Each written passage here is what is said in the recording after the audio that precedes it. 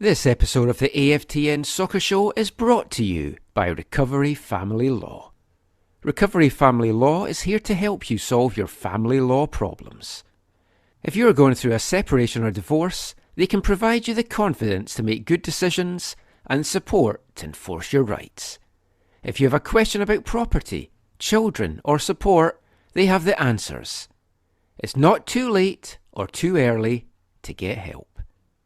Email info@recoveryfamilylaw.ca or visit recoveryfamilylaw.ca and let their team get you excellent results. Are you sitting comfortably? Then we'll begin. 10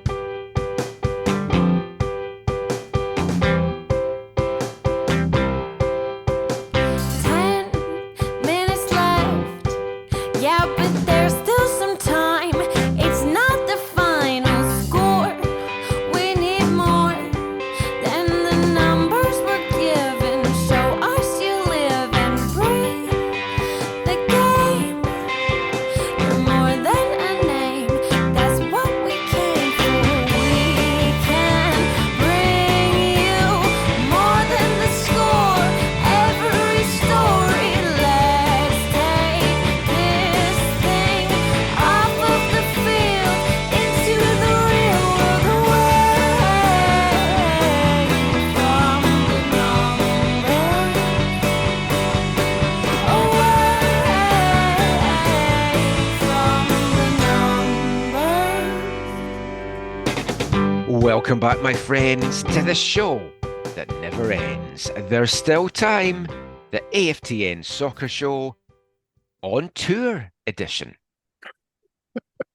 Broadcasting on CITR Radio 101.9 FM. I'm Michael McCall. And I'm Zachary Adam Eisenhower. Yes, the Z-Man is back. Big Daddy M. I don't know. I'm tired. I've had a long 2 days. Left Vancouver 8:30 yesterday morning. Got down to Portland for the Whitecaps game, which we'll talk about in this part, unfortunately. I was going to say, do we have to? Yeah, it's a Whitecaps podcast. Primarily, we do kind of have to talk about that. Actually, we will be talking Whitecaps in the first two parts. Yes. Then I was driving down to Newport because I didn't just come down just for that game. I would be highly pissed off if I had come down just for that game. But I thought this is my chance to tag on our first trip down the Oregon coast of the year. So drove down to Newport today, some nice stops along the way. Our dog Annie got on 3 beaches today, so she's very happy, crashed out on the couch right now in the place that we're renting. Kept my phone off, internet off all day, got to the house, downloaded the Scotland-Hungary match, full of anticipation. Well, not really. Full of expectation of where it was going to go wrong. It was even worse than that. And yeah, I've had a lot of walking, a lot of driving. I'm tired. And now we're going to sit and talk about some crap football. How's your week been, Zach? Very, very, very full. Very busy. Yeah, you're back on the show. You had unexpected circumstances meant you weren't able to come on last week, but we missed you. But it was nice having Felipe on. Well, it's good to have him, good him for the Copa preview. Yeah, I was going to say he could fully do that more than anything. I'll explain as well, because this is the on tour edition. I'm using a different mic setup. It's the one that I used when I was back in Scotland. So it does have a little bit of extra pops on it sometimes because it's just a headset mic to save me bringing the full gear down when traveling. So bear with us if there's any extra pops or anything on it. Also, I'm recording this in the kitchen and there's a very noisy fridge that thankfully is off just now, but it just seems to come into life for a couple of minutes, makes noise as if it's going to take off, and then disappears again. So hopefully we'll get most of this done without a fridge noise. I do want to say I did find it really interesting on the last show that Felipe chose Forge to win the Copa. Found that quite interesting. Yeah, I mean, you can take the boy out of Forge, but you can't take the Forge out of the Colombian. But yeah, Oh. we'll talk Copa as well in part four, Euros in part three, Whitecaps in part one and two. Before we get into all of that, though, we want to start off with a Mhm. more somber note, sadly, because we want to pay tribute to the former FC Edmonton, Atletico Ottawa, and Calgary Foothills keeper, Dylan Powell, who sadly passed away on the 20th of June, aged just 27 years old. Sadly, his life taken way too soon in a motorcycle accident, and absolutely heartbreaking in all circumstances of this, any young man losing his life so early when it's a tragic accident, but also the fact that Dylan lost his brother to suicide last year. So I Mhm. can't imagine what the Powley family are going through right now, and we just want to send them all our love and all our thoughts from everyone here at AFTN, because we've watched Dylan play in various guys. I've watched him since 2017. He was Calgary Foothills goalkeeper Mhm. in TSS's first season. So I think I don't think it was the first game that we did out of Swan Guard. I think it was the second one that we had done out of Swan Guard when Foothills came to town. TSS got their first ever win, and Dylan was a goalkeeper in that, and he bantered with the Swan Guardians, and he had a really good season, as did Foothills that year in their run to the PDL Championship. And you knew what a top talent he was, what a good goalkeeper he was. Went and had a spell in Europe, then came back to play in the CPL, and decided to retire after playing 26 games with Ottawa in the 2021 season. And he had just started the last few years refereeing and doing his refereeing coaches and badges, and he was very highly thought of. I had been reading about him just weeks ago on the Canucks Abroad Discord channel in the League One channel there, because he'd been ref in League One Alberta games, and the hope and the expectation was he was being fast tracked to get into the CPL as a referee. So Mhm. just absolutely heartbreaking, and yeah, we just wanted to share just some memories of him, Zach. Yeah, I was at that Foothills game. I think I had the season ticket that first I year. saw a picture of you when I was digging some stuff out, because we after the Calgary game against Ottawa on Friday. Obviously, it was a very emotional game with Dylan playing for Foothills and then playing for Ottawa.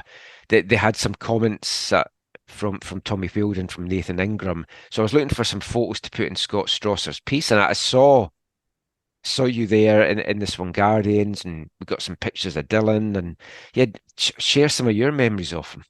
Yeah, I don't have a lot other than a couple of the matches, but what I do, my thoughts about Dylan Pauly are more about how I heard other people talk about him, and specifically from his time in Edmonton. And I like the Edmonton supporters had a really, even though he didn't play a lot of games there, the Edmonton supporters had a really strong bond with him, and Hmm. really appreciated the way he went out of his way to connect with them. And yeah, just was like made them feel a part of the club kind of thing. And I think like listening to well, I can't remember the name, but the Edmonton podcast, there was an FC Edmonton podcast back in the day. And I think he was on there multiple times because he was kind of became friends with those guys. Uh but yeah, they always spoke so highly of him. I remember when we went to Ottawa, they were like, "Oh, this is going to be amazing for the Ottawa fans. They're going to have a guy there who's gonna value and appreciate them and is just loves the game." And yeah, so yeah, I just with you, I this is just so tragic. Such heartbreaking news for his family and for the football community in Edmonton. And yeah, it's good to see the CPL honor him this Hmm. weekend. Even today, even on Sunday, the Vancouver Sea game started with a moment of silence for him. And yeah, just so sad. After the Cavalry Ottawa game on Friday, Like Tommy said, I'm devastated for Angela and Craig Powley. Dylan was a wonderful human being. I had the pleasure of watching him play and competing against him, and he's always kept in touch with a lot of our players. I know Mm, both sides were heartbroken by the news today, and life is precious, so I'd like to send our love and condolences to the Powley family. Nathan Ingham, the Ottawa goalkeeper, had said it was an emotional day for both teams. And he said, anyone who was close to him, I want you to know there are a lot of people in my life who knew Dylan extremely well, and he's remembered really well. mm. If you were friends with him or a family member, you should really be proud of how many people he touched and how many important people in this world, this soccer world, speak highly of him. He's a big loss, and a lot of people were thinking of him today. So, very sad news. He was a strong proponent of the Canadian PFA, the Players Union as well. And I think he's one of those guys that when you read the tributes, everyone says the same thing, that no one has had a bad word to say about him. He was just one of those guys. Heartbreaking to read that a couple of days ago. So we just wanted to start the show with that. And RIP Dylan, and our thoughts are with the Powley family and all his friends and those who loved him. No easy way really to transition from that into the general football chat, but we will turn our attention now to the Whitecaps in the next two parts of this podcast. We'll look first of all in this part at the latest game. Now, you were spared covering the New England game last week by not being on the show, and it wasn't a great game. Mm. And I headed down to Portland, not fully expecting a victory, but I was certainly expecting a better performance than what we saw play out at Providence Park. And this was a Portland side that have struggled to keep the ball out of the net. Yeah, And yeah. they were tested in the first 15 minutes, but after that, the Whitecaps just seemed to just run out of ideas. It was a very disappointing Cascadian derby from a Whitecaps perspective. It, it's a result in a week that's now seen the Whitecaps sink to ninth in the MLS Western Conference standings. They're only keeping their heads above the playoff line over Seattle by way of the tiebreaker, which is more wins. And those two extra wins were the victories, the one victory against Seattle. Before we delve into some of the ins and outs of this, just what was your overall thought of that game and that performance down in Portland on Saturday night? Well, yeah, the performance obviously was not great. The game is impacted heavily by a red card, but the biggest thing is just how different the side is without Kubas. Oh yeah. I think when you see the attempts that Vanni has made uh, to put other players in his spot in this game, essentially putting Matias Laborda in that That spot. was an interesting one. Yeah, I was like, when I saw the lineup, I was like, wait, what? It was like almost like a diamond in defense. Yeah, do you see, Uh, when I first saw the lineup, I actually had missed that he was playing there. And then I got to the stadium and I was sitting beside Nathan, and he was like, "Oh, we've got Matty in as the sixth tonight just to try something." And I was like, "Oh," but yeah, I didn't mind I, that in theory.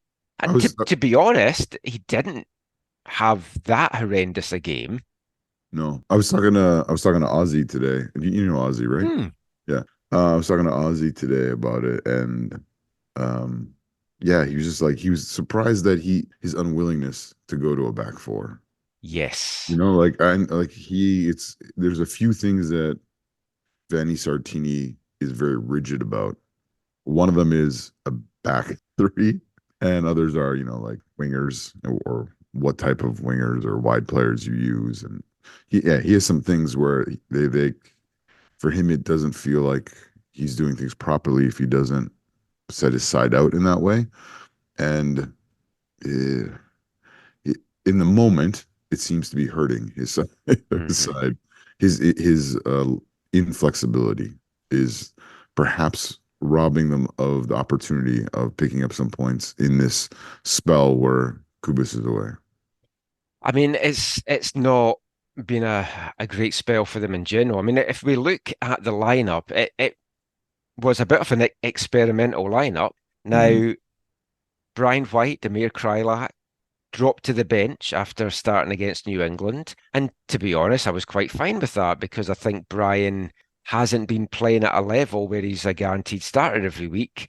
And Demir, especially in 30-degree heat as it was at kickoff time, starting that game, you weren't going to get the best out of him. You needed to see him coming off the bench. So the front two were Fafa and Goldie. I was fine with that.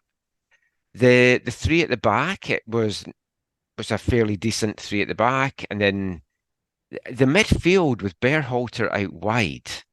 Yeah. I was like, that's an interesting one because like we spoke on the show last week that Sebastian Berhalter, when he's not beside Andres Kubis, struggles as a Hmm. 6 or an 8. But I thought he did really well out wide. And the first 10 or 15 minutes, he was getting forward a lot. He was having some real success up the right wing. He was sending some very important crosses, some good, dangerous crosses into the box that then weren't getting converted.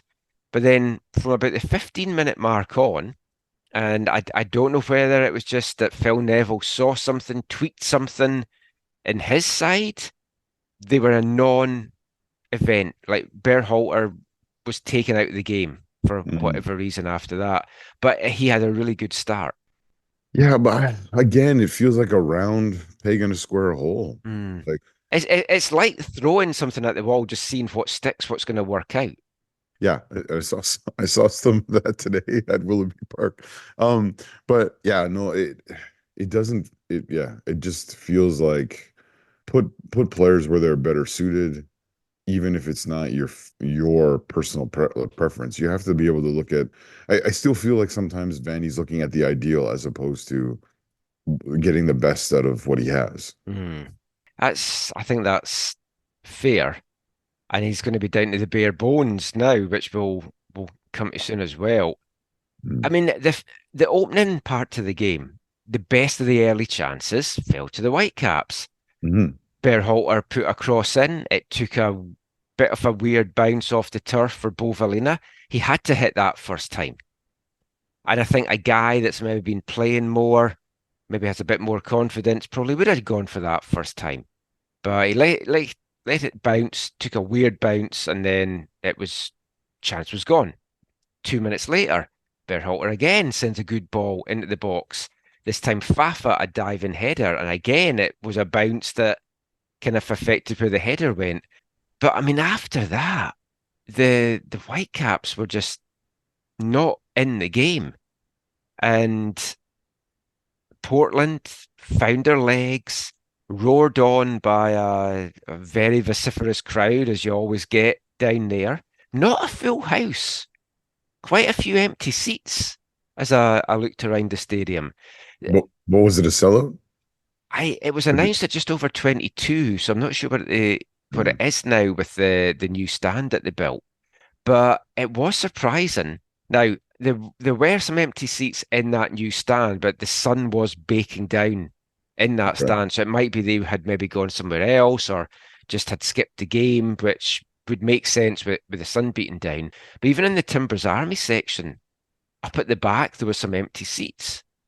And it's one thing I'll actually say about the whole trip. It's my first time being down there since 2019. So 5 years since I've got down, partly with the COVID disrupting everything. And then in the last couple of years, whenever we've played down there, I've been commentating on a Mhm. League One game either that day or the next day in the afternoon. So I've not been able to get down. So excited to get down for it, excited to get back to Piggy Park. And it was noticeably different aside from the fact that there was still some empty seats there, the press box was a lot emptier than it's been in the past. It was packed, both rows. And it's like I was the only one that had traveled down from Vancouver in the past. Like Mark Weber would have come down, Oh, sometimes a Mark, couple of other guys. so many good memories hanging out with Mark Weaver in Portland. Yeah. So I mean it's all changed days, but in the back row, which was always packed, there was like two people sitting there, and the front row wasn't full either. So I mean that Mhm. was all different as well. The food, like we've always joked about how great the food was down there. And Portland's food has always been amazing up there. Yeah, like I've always talked about one of the preseason games that's I think Steve and me might have gone. I definitely was at it. I don't know if that was the year that Steve came with me, but they had ceviche and horchata and everything, and it was like, Yeah, yeah. this is amazing. It was mac and cheese with a sausage Oh, and was that just the kids' option? no dessert, What?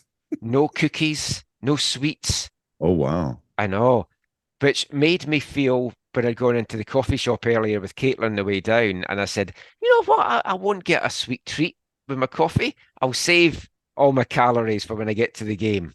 No, Big mistake. yeah, but That's that's obviously unfortunate. that's not the most important thing of going to covering an away game. No, But it, was there any Tillamook cheese there? well, it was Tillamook mac and cheese. Oh, So it okay. was good cheese that was on it. And I have to say, it was a very tasty uh, double smoked jumbo sausage. I I will did say, enjoy it. I do enjoy seeing Tillamook on their kit. It's nice. Yes. It's nice to see a local organization company that I think most people think is a positive one in the community, in the state, in the country, whatever. It's one I really like. They used to have like non-jersey sponsors back in like in the early days of MLS that were also pretty cool. Like, what are those burgers they had? Oh, Burgerville. Yeah, it was a Burgerville. Yeah, maybe with the Yeah. crazy, They crazy also onions. had, I think, on their training shirts before, Dutch Bros. Oh, It's a local coffee chain down here as well. So I do like that they tap into that. And yet having Tillamook on it for me, we spoke about that just yeah. when it was announced, just us chatting. I do like it. Tillamook's great. Yeah. I renewed my Costco card just so I can go into Costco in Astoria on the way home to stock up on the Tillamook cheese, which they have a really good bargain Just deal in there. just make sure you declare at the border because I'll always do. they want to know what cheeses you're bringing back, Yes. especially now that you're a citizen. Yeah, I whip out my wad of cheese and I say, "Look at that! Look at my cheesy wad." But I think it also kind of just looks good on the kit. Yeah, I mean, yeah. Alaska Airlines wasn't bad either looking, but No, they have had some good sponsors. I don't yeah. mind Telus on the Whitecaps just because I have Telus, and they haven't treated their staff as bad as Bell did over the years. So might be Oh, getting rid of them all. oh, Belmead. Yeah. Anyway, enough of sponsors and food. Let's get Yeah, back to yeah. the game. Anything to That stop was a talking good about the game. that was a good tangent though. Yeah, I won't need any distracting to not talk about this game. If you, oh, it's like, oh, look, there's a pigeon. I'll be like, oh. So yeah, Portland then started to take over. 23rd minute, Javane Brown, huge tackle on the edge of the 6 yard box to deny Evander. It looked like he was going to pull the trigger, put it away, and it was great defensive play by Javane Brown. Mm, But from hero to villain, yeah. because 3 minutes later, the Jamaican, not of his own accord, whiffed at a cross that had come in, fell to Jonathan Rodriguez, and he tucked it away with aplomb into the far corner. Takaoka had no chance. This was an impressive goal because it started inside the Timbers box from, I think it was a Whitecaps corner. Yeah. Four Yeah. passes from inside the box, Evander, Felipe Mora, into Rodriguez, into the back of net. So four passes from their box to the Whitecaps net. That's how easy it was, this first goal. Is there for you, is there any hint of offside in this goal? now. Do you know that's not actually anything I've looked at?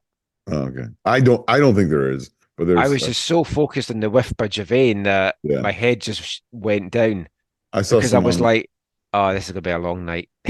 I saw some online discussion. They thought, it should have the VAR should have allowed the referee to check. I also saw some people talking about, I think it was on Facebook, so it is what it is. But pe like people not understanding the fact that VAR is watching everything. I know. Like people seem to not understand. They're like, if the referee doesn't go look at the screen, they think VAR doesn't care about it. No, Yeah, VAR is watching every single thing. without preempting the Scotland game, Oh yeah, I watched a little bit of the BBC post-game coverage, and they're all like, why would VAR not look at that penalty? And it's like, of course they looked at the yeah, penalty. They look at everything. yeah. It's not that they didn't look at it. Well, yeah, They we need looked to. at it and thought it's not a penalty. I haven't looked back at that. I need to talk to you. Yeah, I want to. Yeah, well, we'll Sorry. cover that in part three. I've got my theories on it, which probably won't go down well with the rest of the Tartan Army. But I basically I don't think it was a penalty. I think it was I can see why it wasn't. Oh, that's a clear and obvious error by Yeah, the referee. right. But in this one as well, of course they're going to have checked it. Every Yeah, goal gets checked. But by that point, I was just so angry at how easy it had been yeah, from the transition from Portland. But the thing was, in the past, especially down in Portland and down Seattle, when the Whitecaps have gone a goal behind, I'm like, that's it. That's going to be over. We're not getting back into this. And more times than not, we haven't. But with this team, I was like, okay, we've gone one behind. Portland yeah. concede. We can very much get into this. We've got some big hitters on the bench if need be. I genuinely wasn't too concerned. Now, fast forward from the 26th minute to the 34th. Alessandra Schopf picks up a yellow card, and my immediate thought was, an hour to go. The position that he plays, a Cascadian derby that gets a little bit physical. I'm a bit worried about this. I don't know that he would see the game out. I would maybe get him subbed off at some point if possible. And I had that very discussion with someone who said he's a veteran. He It was so, he knows how to control himself. yeah, no, when I was watching it live, when that happened, and Shop was like, "What, ref? Like that's not a." And then watching the replay, I was like, I understand why Shop feels it's soft, but I also understand why it's given. Yeah, I understand why he feels it's soft, but I think it was the right decision. He was Yeah, slipping as he made the tackle, but that's not an excuse. no, It's like, I slipped and punched the guy in the face. Yeah, well, you still punched the guy in the face. But or yeah, I or genuinely was concerned, oh yeah, but my fears were allayed by the fact that he was a veteran. He wouldn't do something stupid. I mean, it could just be a challenge that gets mistimed or something, and that would maybe get him sent off. And okay, that would be fair enough. But he wouldn't do something stupid on a yellow card. are we jumping ahead already? No, I Yeah, am a sorry. bit, but yeah, let's not. You're So just you're just I'm foreshadowing. Okay. foreshadowing, yes. So at 2 minutes before half time, Timbers double their lead. Horrible giveaway from Fafa. Hmm. No idea what he was doing there. Moreno to Mora, back of the net, 2-0. And at that point, I was like, I'm not as confident now that we're coming back into this one. Yeah. No, it would definitely felt a lot more unlikely that they would be able to get back into it. I honestly I felt like, oh, okay, maybe this is only a game they draw. Well, you are way more optimistic than me, especially with the Well, closing minutes of that first half well, where because they had a Portland whole sensed blood in the water. yeah, but they had a whole half, Yeah. and I And they had thought, White and yeah, Krylak on the bench. yeah, I thought, yeah, those both those players could each get a goal. Yeah, Yeah. And like Vanni, to his credit, changed it up at half time. I felt Brian was coming on at half time. As soon as that second goal went in, yeah, yeah, I said to Nathan, oh, White's going to be coming on at the start of the second half, surely after that. And he said, "Don't call me Shirley." And yeah, White came on, as did Raposo, and I was like, okay, that's two adventurous, attack-minded subs. I wasn't a big fan though of Fafa going off Hmm. because he is the guy that's been changing things up this year. Well, and he is one of their only pacey players, Yeah. right? I mean, Like it we've was hot and it was grueling conditions down there. right, but So we've talked about defenses would be tiring. totally. We've talked though a lot about how when you don't have speed on your side, it enables teams uh, to kind of close you down easier, right? And play you easier, right? If you're not worrying about your pace, that's in football, in modern football, that's one of the biggest things, right? Is how quick is my opponent? How much quicker than me are they? Well, you Um, also saw like quick transition play with the first Portland goal as to how deadly that yes, can be in teams. totally. And so when you lose Fafa, you lose. Okay, I think if you're Phil Neville and you're Portland, you're like, okay, phew, like one big thing here less to worry about. Yeah. But we didn't really. I mean, the Whitecaps started on the front foot at the start of the second half, but we didn't really get to see if these subs were going to make any of a difference Yeah. because 7 minutes in, second yellow card for Shop. I missed it live because I was typing something and I looked up and I just saw the card coming out, the red card, and I was like, what? And then Wow. saw the replay back and I was just wanting to scream out, how can you be so stupid to tug someone back when you're on a yellow card? And did you talk to the person who said a veteran wouldn't do such a thing? Later on, I did, yes. It, I mean, yeah, it's kind of a soft thing to get sent off for, but it's a Well, yellow card offence. yeah, and it makes it even worse when you look at both of them. They both feel. I think he'll feel aggrieved, right? That those are both yellows, but by the laws of the game, you understand why they're given. And you're right. You are foolish if you act in such a way when you're on a booking. Yeah. That like Shop was fresh as well coming into this because he hadn't made the trip to Hmm. New England because he'd picked up a bug when he was off on holiday down in Mexico. And here's a fun fact for you. I haven't told you this. So on the show this week, Alexander Shop was going to be our feature interview Oh, but because I've been wanting to speak to him about his time. He oh played yeah, at Euro 2016. He yeah. got Austria's only goal that tournament. A couple of games in Euro 2020 as well.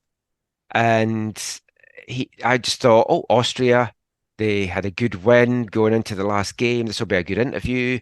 We can talk to him about his time with the Whitecaps so far. And have we seen the real Alessandro Schopf yet in his time here? So we're going to do the chat during the week, but Alessandro wanted to more do it face to face. So I said, I'll tell you what, let's do it after the game down in Portland. That chat has not happened. Yeah, But yeah, that was my choice. I said I don't think this is the best time to have a light-hearted chat about his time at the Euros. yeah. That's wise from you. Yeah. Would I be. don't think it would have gone down well with our listeners either. They'd be No, like, why are you talking to him about that after when he's just been sent off? yeah. But I mean, as soon as we were down to 10 men, that was it. It was game over. Oh yeah, And it was just like damage limitation, which to their credit, they did. Yeah, they kept it at two. They had a few forays forward. They almost nicked one, but then just to make the night even worse, Brian White goes off with a head injury. yes, yes. It's like head, like jaw or something, right? Yeah. Was he also was So it bleed? Was it bleeding? it was bleeding. Oh So man. I was typing something up and I looked up and I was like, "Oh, who's down?" And there was lots of concern. I was like, "Oh, I hope it's not Ryan." Was my first thought. Well, And of it's like, course "Oh, it's okay. It's just Brian." because he Um, Ryan's had significant head stuff though, right? yeah. Yeah. But then so has Brian. Like Brian's Not, had a concussion. but I don't think it's bad, No, if I but remember. I then like saw it back and it's like, oh, yeah, that's a nasty one. And he was down for a while, Yeah. and it was a lot of And treatment. they and the concussion protocol or whatever is the third doctor or the non-partisan doctor was there and Yeah. So as soon as they came off the pitch, I was watching it, and a doctor, medical staff were talking to Brian, and then right away he just went up the tunnel to the dressing room, and you're like, oh, okay, this is a bad one. yeah. Um, and it was another blow. It's like you're already down 2 goals. You're now down a man, and now you've lost your top scorer for as well, who maybe hasn't been in great form, but he's the kind of guy that can come good at any point and get some goals for you and get them back into this. But I would say I was a little bit disappointed, although obviously not really, but objectively disappointed in Portland because they just seem to take their foot off the gas and just ease up. It's like, okay, the job's done, game's won, and it wasn't a very entertaining second half all round. Yeah, which is unfortunate for the Whitecaps traveling faithful. And the 22,000 that were there overall. I mean, Um, I wrote 7 things in the first half on my notes, and I've got 3 for the second. One's the sending off, and one's Brian's head injury. what's the And the third? other, it was on the hour mark. It was another quick Oh yeah. interplay by Portland that led to a Takaoka save, and that was it. That was basically the second half. It wasn't something to keep the fans enthralled. It was yeah.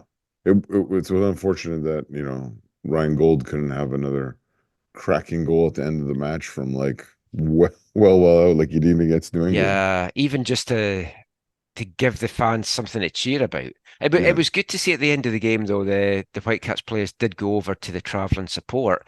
And talking of diminished numbers, couldn't be well, I could believe because it's expensive to go down there. It was a very hot day.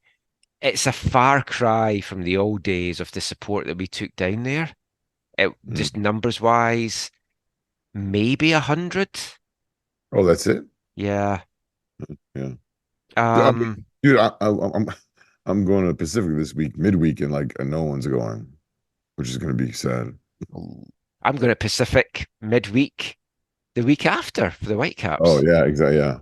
Yeah, There'll well, be a lot of folk going for that. yeah, but that's also yeah.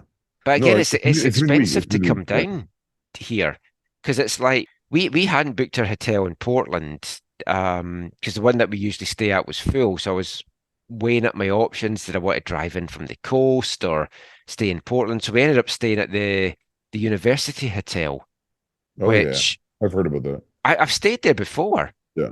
Maybe I Um, heard about it from you. Probably have. It was okay, I felt the last time. This time it was really good. The breakfast this morning was fantastic. Free breakfast, $120 a night, dog friendly, pretty cheap parking as well. From a Portland point of view, it's like 12 or $15 with in and out privileges. I mean, everywhere's dog friendly in Portland, huh? Most are, but they charge a lot. Oh, Like Hilton and stuff like that, it's like $50 a night for your dog, and it's like I don't want to buy a dog. I just want him to stay for the night. I don't want to rent a pet. But yeah, the traveling numbers were far reduced, and they didn't get a great display out there. The players, though, the Whitecaps players, it it's one of the good things. Like when you're watching from up above in the press box, and you see this at BC Place as well, you notice so much more. Yeah. And It's a great view in Portland. yeah, from looking down on the players as I did in this game, I really did look down on them. Um, they were cutting very frustrated figures out there. Like Mm. Ryan Gold was so lucky that he didn't pick up a yellow. I thought he had because it was announced in this a card was shown and it was announced in the stadium it was to Ryan Gold, but it turns out it was to one of the assistant coaches of the Whitecaps. He then, because I thought he was on a yellow, and then he squared up to Mascara, and I was like, oh, don't you get sent off for next week and be missing now as well. but it was just they calmed it down. But he looked frustrated. There was something which I don't think got picked up on the cameras. Portland got a free kick right at the end of the game, and the referee's back was turned, and Pedro Viti just booted the ball way over and out to the other side of the pitch. He was just so pissed off. But just the body language of the players, it felt obviously disappointment at losing, but it felt more than that. It felt a team that was like out of ideas, didn't know how to change things, and that there was a bit more going on. And they're not in a great run of form. I mean, they had their 2 wins heading into the international break. That's been followed by 2 defeats coming out of it. So, I mean, it's not rest, but yeah, big travel to New England, hot day down in Portland. Before those 2 wins, though, against KC and Colorado, the Caps had been winless in 6. 3 draws, but winless in 6. And if you look at the last 10 games throughout MLS, which I feel looking at it over a bigger period is better than just like 5 or 6 or 4. So I had a look at form guide for all MLS over the last 10 games, and the Whitecaps are 22nd in the form table. So you can see why they've slipped from battling it out in the top 2 down to 9th. Only 3 Western teams are worse than them. San Jose, 24th. Kansas City, 29th. And next Saturday's visitors, St. Louis, 25th. Also, interestingly, TFC and Montreal are in worse form than the Whitecaps. Yeah. It's not good for Canadian teams at the moment. No. But the fact now that they're not in form, they're not doing great at home. They've dropped a lot of points this year at home. After they play St. Louis, they go on a 4-game road trip, 3 in the league and that Pacific Cup game. And the away games are St. Louis, Minnesota, and Montreal. So it's not easy away games either, with some big trips in there. The fact that St. Louis are coming into this not in good form themselves, this coming game on Saturday at the weekend at BC Place, it is massive. And frankly, it's a must-win. It is a huge game, without a doubt. I mean, it's must-win in terms of standings, and it could also be must-win in terms of like Vanni's future. You feel it's at that level? I do.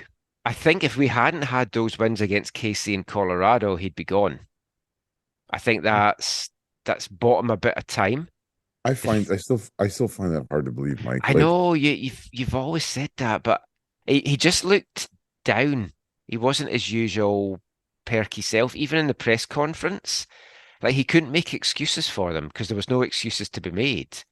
And he cut a he didn't come across as angry, but you could tell he was angry and pissed off. But I think there's a frustration there in him that chances are being created and they're not being converted.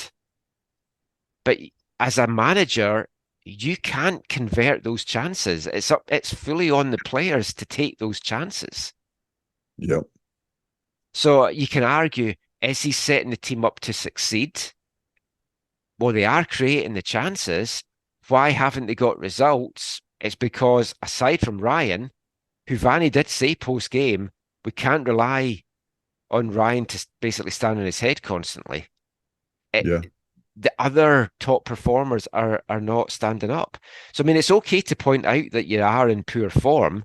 How do you fix it? Well, we'll look at that in the next part, after we take you back to 1974. Hi, I'm Brian White, and you're listening to the AFTN Soccer Show. 1, 2, 3.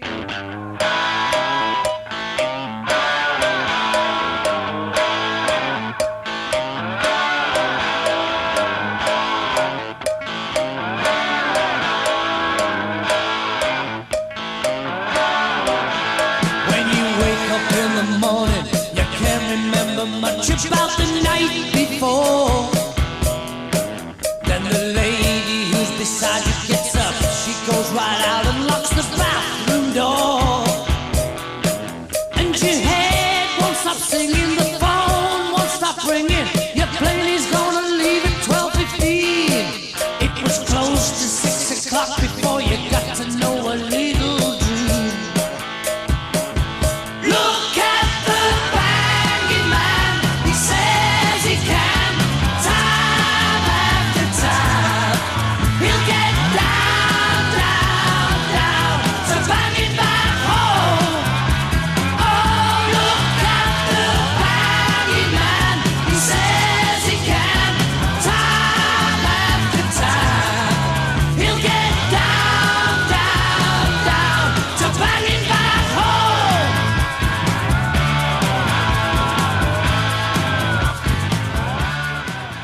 Welcome back to the AFTN Soccer Show on CITR Radio 101.9 FM.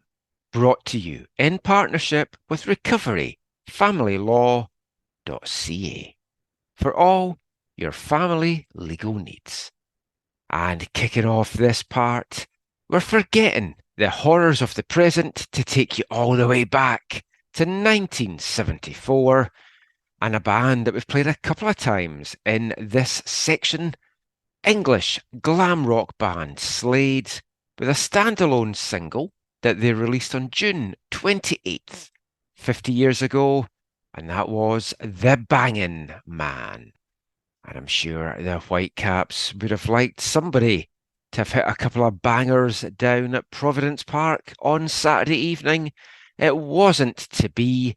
We'll get back to covering their woes very soon, or the modern day woes of the Whitecaps. Let's dial it back 50 years ago to this week in Whitecaps land, covering the period from June 24th to 30th. And it was one of those two-game weekends for the Whitecaps in their inaugural NASL season. None of that rest that the namby-pamby players of today are looking for.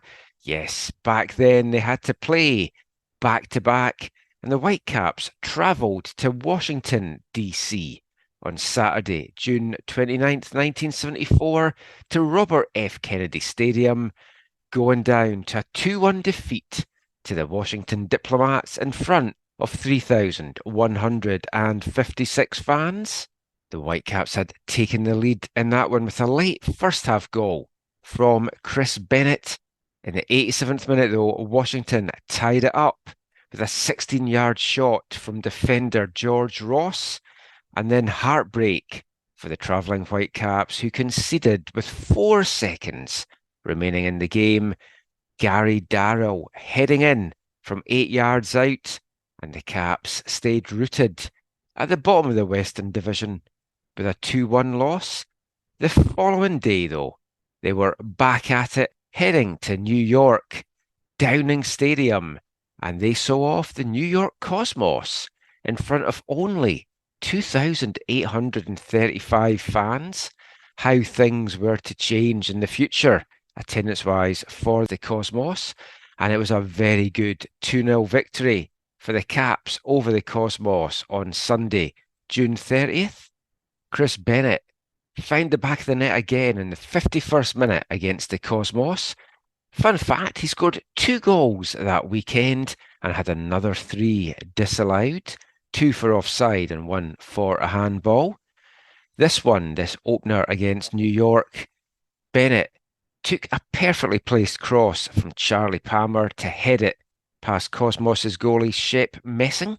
Then with 9 minutes of the game to go, Frank Dunleavy turned it into his own net. The credit for the goal, though, went to the Whitecaps' leading scorer, Brian Gant, and they had a 2-0 victory. Still not enough to take them off the bottom of the Western Division. The points total that they had, though, would have been good enough to be second in some of the other divisions across the NASL. And the Whitecaps weren't happy with that loss to Washington in particular, with General Manager Denny Veach launching an official protest with NASL Commissioner Phil Woosnam regarding that Diplomats game, saying, "I never complain about referees. That's for losers. but I felt we had to do something after the game erupted into a serious brawl, which even got some of the crowd involved. We were leading 1-0 with the game well in hand when a fight broke out in the field and the referee completely lost control. Veach then added that he was asking for the commissioner to have the game replayed. That wasn't to happen, and the Whitecaps had a very tough inaugural season, wrapping up with 7 more matches. A couple of other just quick tidbits from the Whitecaps this week. 50 years ago, head coach Jim Easton was being heavily criticised by an English defender who had tried to sign for the club, Bernie Fagan. And he described Easton as totally uncommunicative after he had a training stint, and the Whitecaps apparently only decided to show interest when it became clear that Fagan was looking to join the Sounders instead. And then in a column in The Province on Friday, June 28th, Clancy Loringer had a very interesting piece about the fact that the Whitecaps had a new female PR person. And Loringer's column said, a couple of weeks ago, I went to see the Whitecaps and was greeted in Empire Stadium press box by a feminine type girl who announced that she was Jeannie, taking over the new PR job.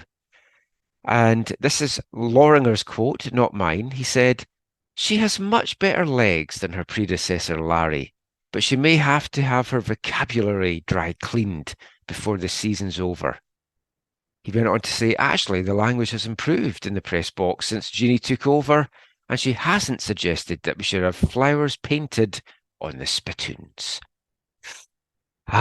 Changed days, very different times back in the 1970s. And I was mentioning some of these comments after a recent Whitecaps game at BC Place to Gemma from the Canadian Press, and we were just talking about how different it is, thankfully, in modern day football and out of the dark ages from 50 years ago. But that was this week in Whitecaps land, 1974. And we're not going to bring you any World Cup 1974 chat this week, but we will maybe touch on that again next week as the second round of group matches wound up. From the past all the way back up to the present, unfortunately, I mean, it's nice talking about a win over the Cosmos, but unfortunately we now have to talk more about the Whitecaps' loss in 2024 to Portland Timbers. And I'll just kick this bit off with some post-game audio from Vanni. So just the questions that I asked just at the start of the post-game press conference. And then we'll kind of pick over the bones of those a little bit. So, Vanni, feels like the team kind of self-destructed a little bit out there. Started well, good first 10, 15 minutes. How did you see that one play out? Yeah, I think that, again, you're right. We started very well. We were, I would say, in the field very well. We were winning the ball high. We were playing the game that we wanted to play, being very aggressive on the wide side and trying to attack them in behind. And we had several chances. I counted 3 chances. One with Beppe, one with Fafa, and then when Fafa and Beppe and Giuseppe, they ran into each other on a cross of Sebastian. And we were doing well. We had unfortunately an easy ball that to clear. Unfortunately, Giovanni made a mistake, but that can happen, and we conceded a goal. And then I didn't like the next 20 minutes. From the first goal to the end of the first half, I actually really didn't like it, because we kind of became flat, like, okay, boom. Even if we played well at the beginning, we started to be very, very, I would say, even scared. The white player weren't pressing that much. The number 8s weren't pressing that much. It was easy for them to get the ball. So we were defending well in our final third, but we weren't doing anything. Then we did another individual mistake with Fafa, who made a bad control or a bad decision, and we conceded the second goal, and so it was like it became like a mountain to climb. second half we made some changes to try to enhance more the aggressiveness, to put Brian and Ryan Raposo to help Goldie and have three guys up top when we were pressing. Unfortunately, the plan went a lot sideways after 5 minutes when Shopfi got the red card, the second yellow, and then from that it was like being very structured to not to concede the third goal and stay in the game. We did it very well, and we had a couple of half chances, but we actually never had a chance. Maybe there was a half a penalty, to be honest, but after the red card, being one man down and two goals down, the thing that is completely pissing us off, me off, is that again we scored the two goals of them. We scored because they didn't score the goal. We did, and we had clearer chances than them before them to score, and we didn't score. So yeah, it's a little bit frustrating, but again, we'll have to work and to be better on Saturday against St. Louis. That's the only way. Watching that second half from up high, you saw the players' body language. They seemed frustrated. I've never seen Ryan Gauld look as frustrated in a game. Did it come across to you on the sidelines that the frustration was there? What was causing it? There was frustration. There was frustration because, of course, you're down and you cannot go and try to, because we were 10 men basically. And but I told the players at the end of the first half that it's not this way to project something in order to try and get back of our results, like pointing fingers or whatever, or being frustrated. We need to help each other, and I have to be honest, probably Ryan looked a little bit frustrated, but also he worked his ass off in trying to win the ball back and trying to help and putting crosses in the box, trying to go 1v1. The second half, it's really hard to comment more than the effort, to be honest. We were 10 men and we basically didn't concede a shot. So the first half, again, I'm very, very, very, very disappointed for the up after the first goal. Up the first goal, I think we were doing a good job. That result sees the Timbers go ahead of you. You're down to 9th currently in the standings. You've got a home game coming up, which is usually a good thing, but the home form's been patchy, and then a really tough 3-game road stretch. How do you lift the guys, and are you feeling the pressure now? Yeah, we lift each other through work and through rewarding the guys that I'm gonna see the most ready and aggressive and willing to go this week. That's what we did this week. We were trying to do a reset on Brian. Unfortunately, he came on and then he had that little injury. Hopefully it's nothing. And giving chance to player like Bovalina that Fafa that the last 3 games was on the bench. He came on, give him in the start and try to, I would say, give the message to everyone that everyone can be a protagonist, everyone needs to be ready to go, and but the most important thing is trying to be more I would say confident in ourselves. That's the word. That's, I think, the big word, because after the first goal, the tactical transformation of the team, that it became like a team that was all behind and no one was trying to press. It was like something that we need to improve for sure. He's the gaffer. You can't try it on with him. He's the gaffer. Even when he's on a limb. He's the gaffer. When his back's against the wall, has the answer to it all. So Vanni Sartini there, just his post-match comments, and he did cut a little bit of a dejected figure, as I mentioned at the end of the first part there. I mean, he knows it's not happening right now. He knows he's down some key personnel, but I'm not sure anyone at the Whitecaps sees this as an easy fix at the moment, and that's what's concerning. In simple terms, Vanni said The team is simply not taking their chances. But how do you change that? What formation sets them up to win, to create more, to score those? Is it 4-4-2? Is it 4-2-3-1? 4-3-3? We talked at the start about moving away from the back three. I mean, I don't see it happening. No, he's Mike, he's not going to do that. No. So I mean, if we're going three at the back, then what sets them up best? Without Kubis for the next couple of games, do we need a double pivot?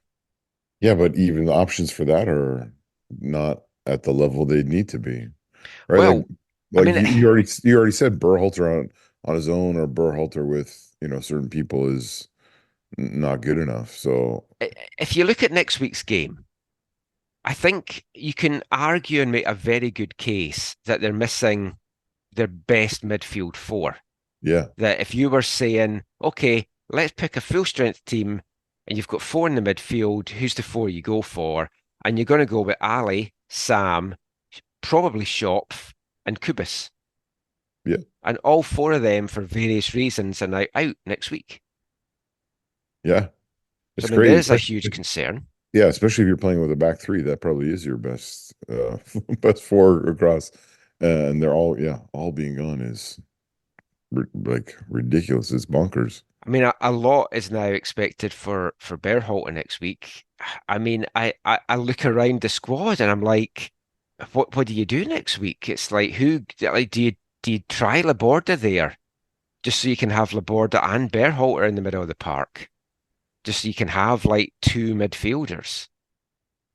Was the Laborda experiment successful enough in Portland though? Like, I don't really feel like it.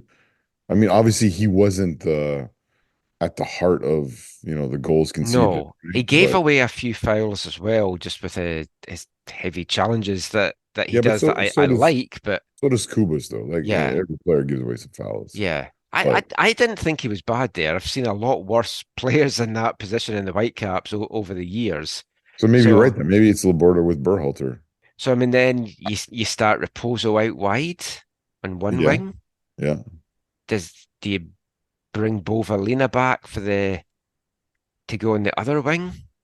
Or is Martin's totally out of I favor? guess yeah.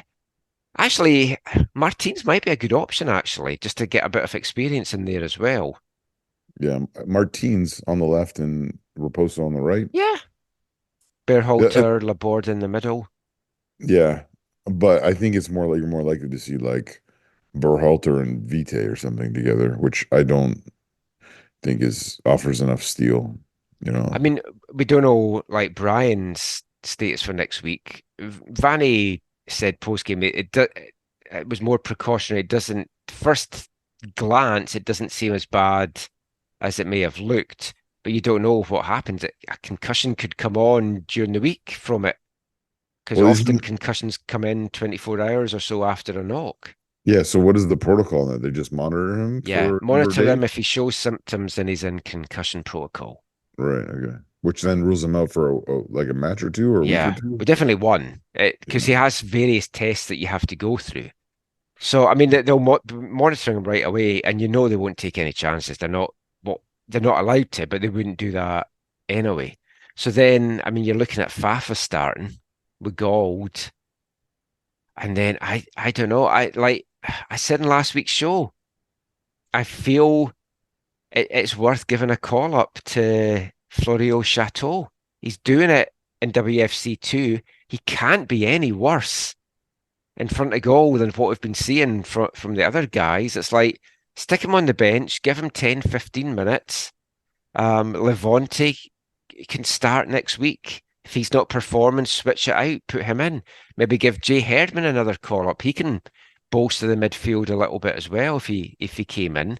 And I know you're relying on young players in a must-win game, but it's bare bones. And a lot of this squad don't give me a lot of hope that they would rise up and do what we need to do. And we've seen them all season, and they haven't been performing at the levels that we need. Yeah, I like your shot of bringing Herdman back in. I think that I mean I like the kid and I hope he can break through for Vancouver, but It is going to be interesting to see what decisions Vanny makes and how he chooses to go about it. I mean, it's a big game, and we'll come to St. Louis in a sec with their form, which is worse than the Whitecaps. So I mean, there's that. We've got a win in the last game, at least at home. So maybe that's the monkey off the back. I don't know, but I want to revisit some comments that Phil Neville made after the match last night that I genuinely thought was a fascinating take from him. I'm not a huge Phil Neville fan. I will give him his flowers though for what he's done with this team because it was at this stage that I said to you, I don't know, they might even be looking at pulling the trigger on him because it's just simply not happening. You said no.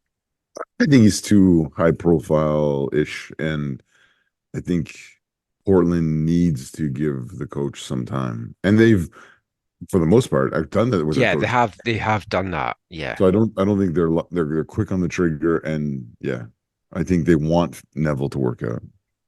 Well, here's some of his comments from post game that I really liked. He said he was super happy, obviously, with the performance, but he said there was a 20-minute period in the first half when I just sat down and thought, this is really good football. This is exactly what I want to see from a Portland Timbers team. High press, high aggression, taking the ball, keeping possession of the ball, dynamic in every movement. But that was just 20 minutes. So that's the levels he's striving for. And you've got to remember he's coming from a top environment under Alex Ferguson, who also strove for those top levels. I believe he's coming from a top environment of the Canadian men's national team with John Irvin, That too, then, who, okay. who hasn't totally translated into club football amazingly yet. Yes. But yeah, But no, I point taken. no, I know. Portland under Neville, he wants him to play the way that Vanni wants the Whitecaps to play. And Portland are starting to see the results of that now. And the other thing, which is what I found fascinating, is that he said that in these games, you've got to be really ruthless. That's what the best teams do. You look at maybe the best team in the West for the last 2 or 3 years, LAFC. They would have won that game by 4 today. So he wasn't happy either with basically his side kind of easing up and not going for the jugular. And Which, funnily enough, LAFC did bang 4 goals in yesterday. well, more than 4. Well, yeah. Yeah. Oh, they won by 4. Um, I think that's why. I think it's wise from Neville, right? He's telling the fans and his players, I guess you would say as well, but I assume he tells them this all the time, anyways. But he's told the fans, like, look, that 20 minutes is what we're striving for.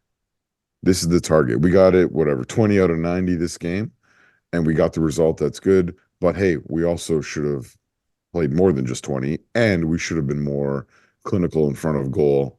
I think it can give at least some of the fans in Portland hope for the direction they're going in and what the expectations are and what they're striving for. Yeah. I mean, they've got 1 defeat in their last 8.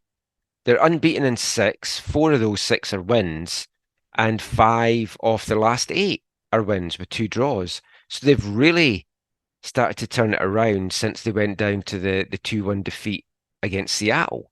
That victory for them has leapfrogged them over the Whitecaps along with a midweek win over San Jose, which we touched on it on last week's show with Felipe. I said there's a real possibility that the Whitecaps could be 9th or 10th by the end of the weekend, and they are down in 9th.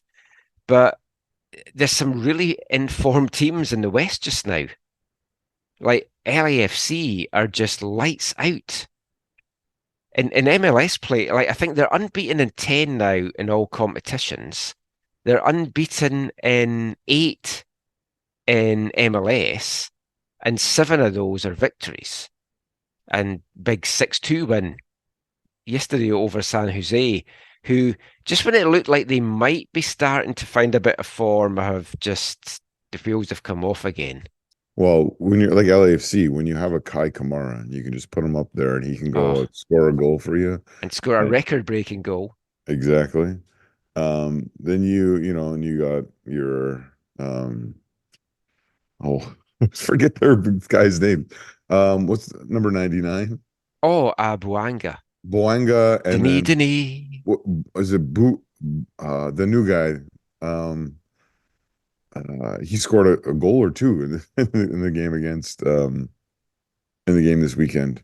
Booghouse, Bagoosh. Bugoosh is how I Yeah, go with it, yeah, yeah, but yeah. don't go with my No. pronunciations for anyone. And it was interesting to note, not to jump ahead of you in this, Michael, but it is interesting to note that they actually get help from their crosstown rivals in the Galaxy who defeat Salt Lake, which enables LAFC to be at the top there or to remain at the top. Or Yeah, now I've only seen the results from the weekend. I haven't had a chance to watch the highlights yet because I was late when I got back last night. Had some stuff to work on, and then just driving today, and I had to catch up with the Scotland game. Haven't seen any CPL games or anything yet, so I'll enjoy my little sea view and take that in tomorrow.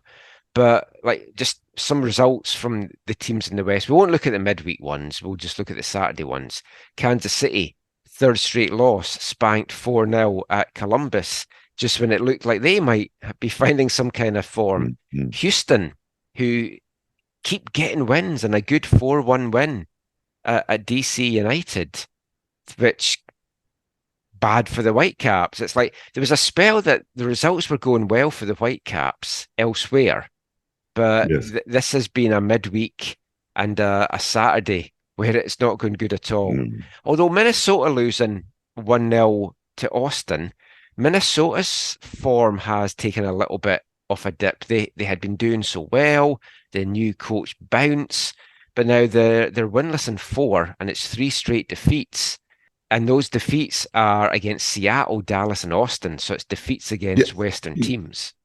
Yes, but if you're Vancouver, Michael, are you worrying about Minnesota right now, or are you worrying about Austin, who's just leapfrogged you? Yeah, Austin's a team to worry about, and Seattle, who I was following the Seattle Dallas game Oh, because what a game! when I say following, I haven't seen it. I was just following it by text in the feed Yeah, because when I was doing my report, I was trying to see, oh, how many points are we above the playoff line or whatever for asking Vanni. And then it's 2-0 to Dallas, and you're like, ho ho. And then I saw that Seattle had pulled it back to 2-2, and then the game had finished, had gone downstairs. And it's only when I got back to the hotel I saw that they'd got a winner. yeah, at the death or near the death. Yeah, Crazy stuff. I mean, that is the kind of result that sparks a team's season. yeah. Jordan Morris, I think, got two. Yeah, Uh, 88th and then 94th minute. Yeah, that one, 88 was like a header off a corner, I think, off the underside of the bar, and then it was like a breakaway or sort of a breakaway for the winner. And I think Raul Ruiz got the other goal. Yeah, I mean, who wouldn't want Raul Diaz before you say it? St. Louis got a good draw at home to with Atlanta.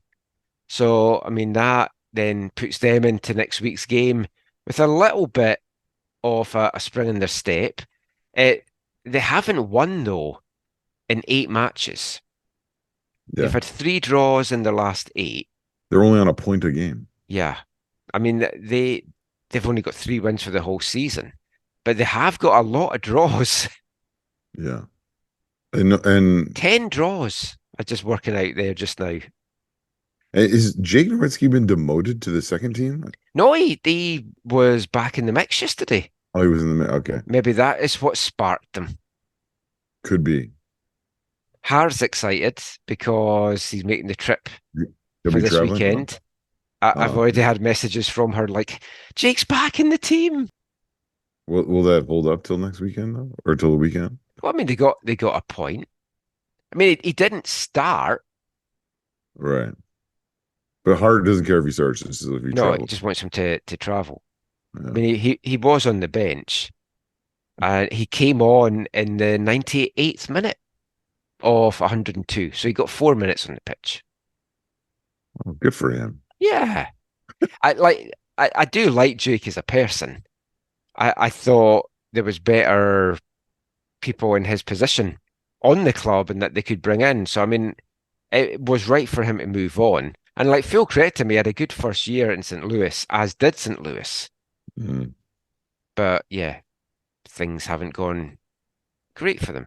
Colorado, big 4-1 win over Montreal. Yeah. Still a team that I feel are better than what their position is giving them to, but they're starting to make a little climb now.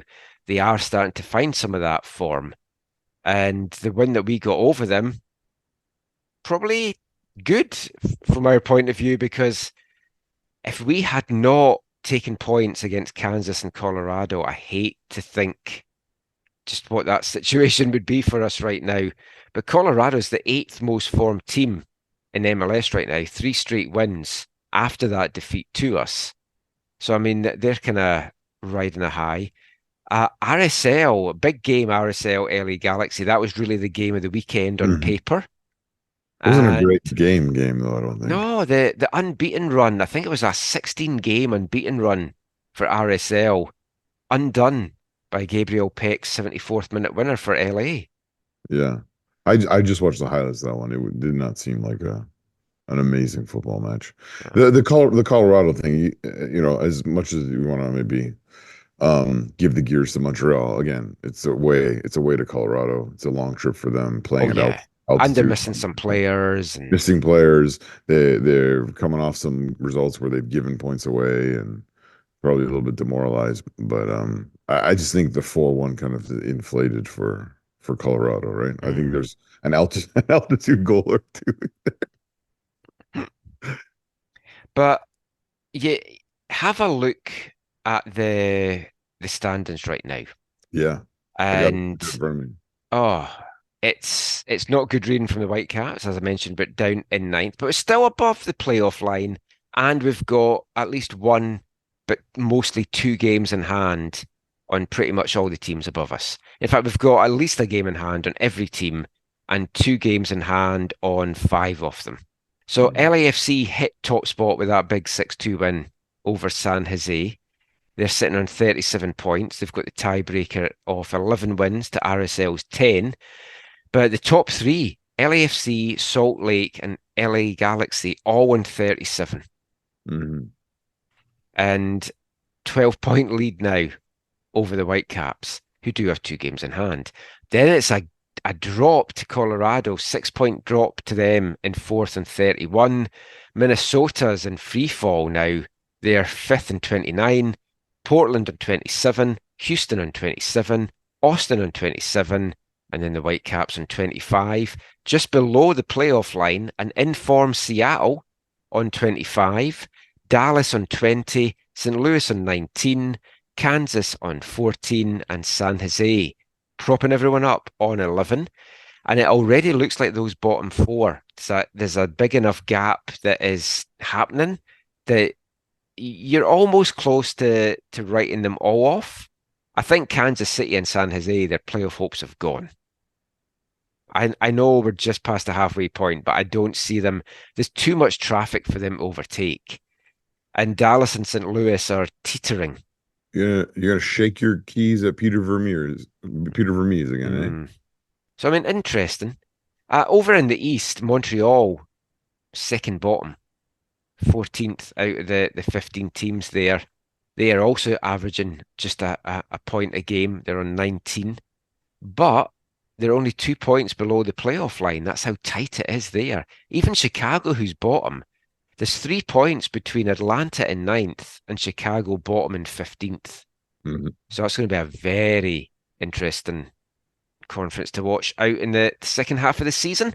But that is it for our MLS chat. That is it for the domestic game chat, mostly. I'm sure we'll touch on VFC as we do our goodbyes in part 4, but we're going to turn our attention to the international stage next. I'm going to split this into 2 parts. I've got our album of the month coming up in part 4, but I've got a special song I wanted to bring to kick off part 3 in honour of Scotland and the Whitecaps. And we'll be back with that after this. Hi, I'm Ryan Gold, and you're listening to the AFTN Soccer Show.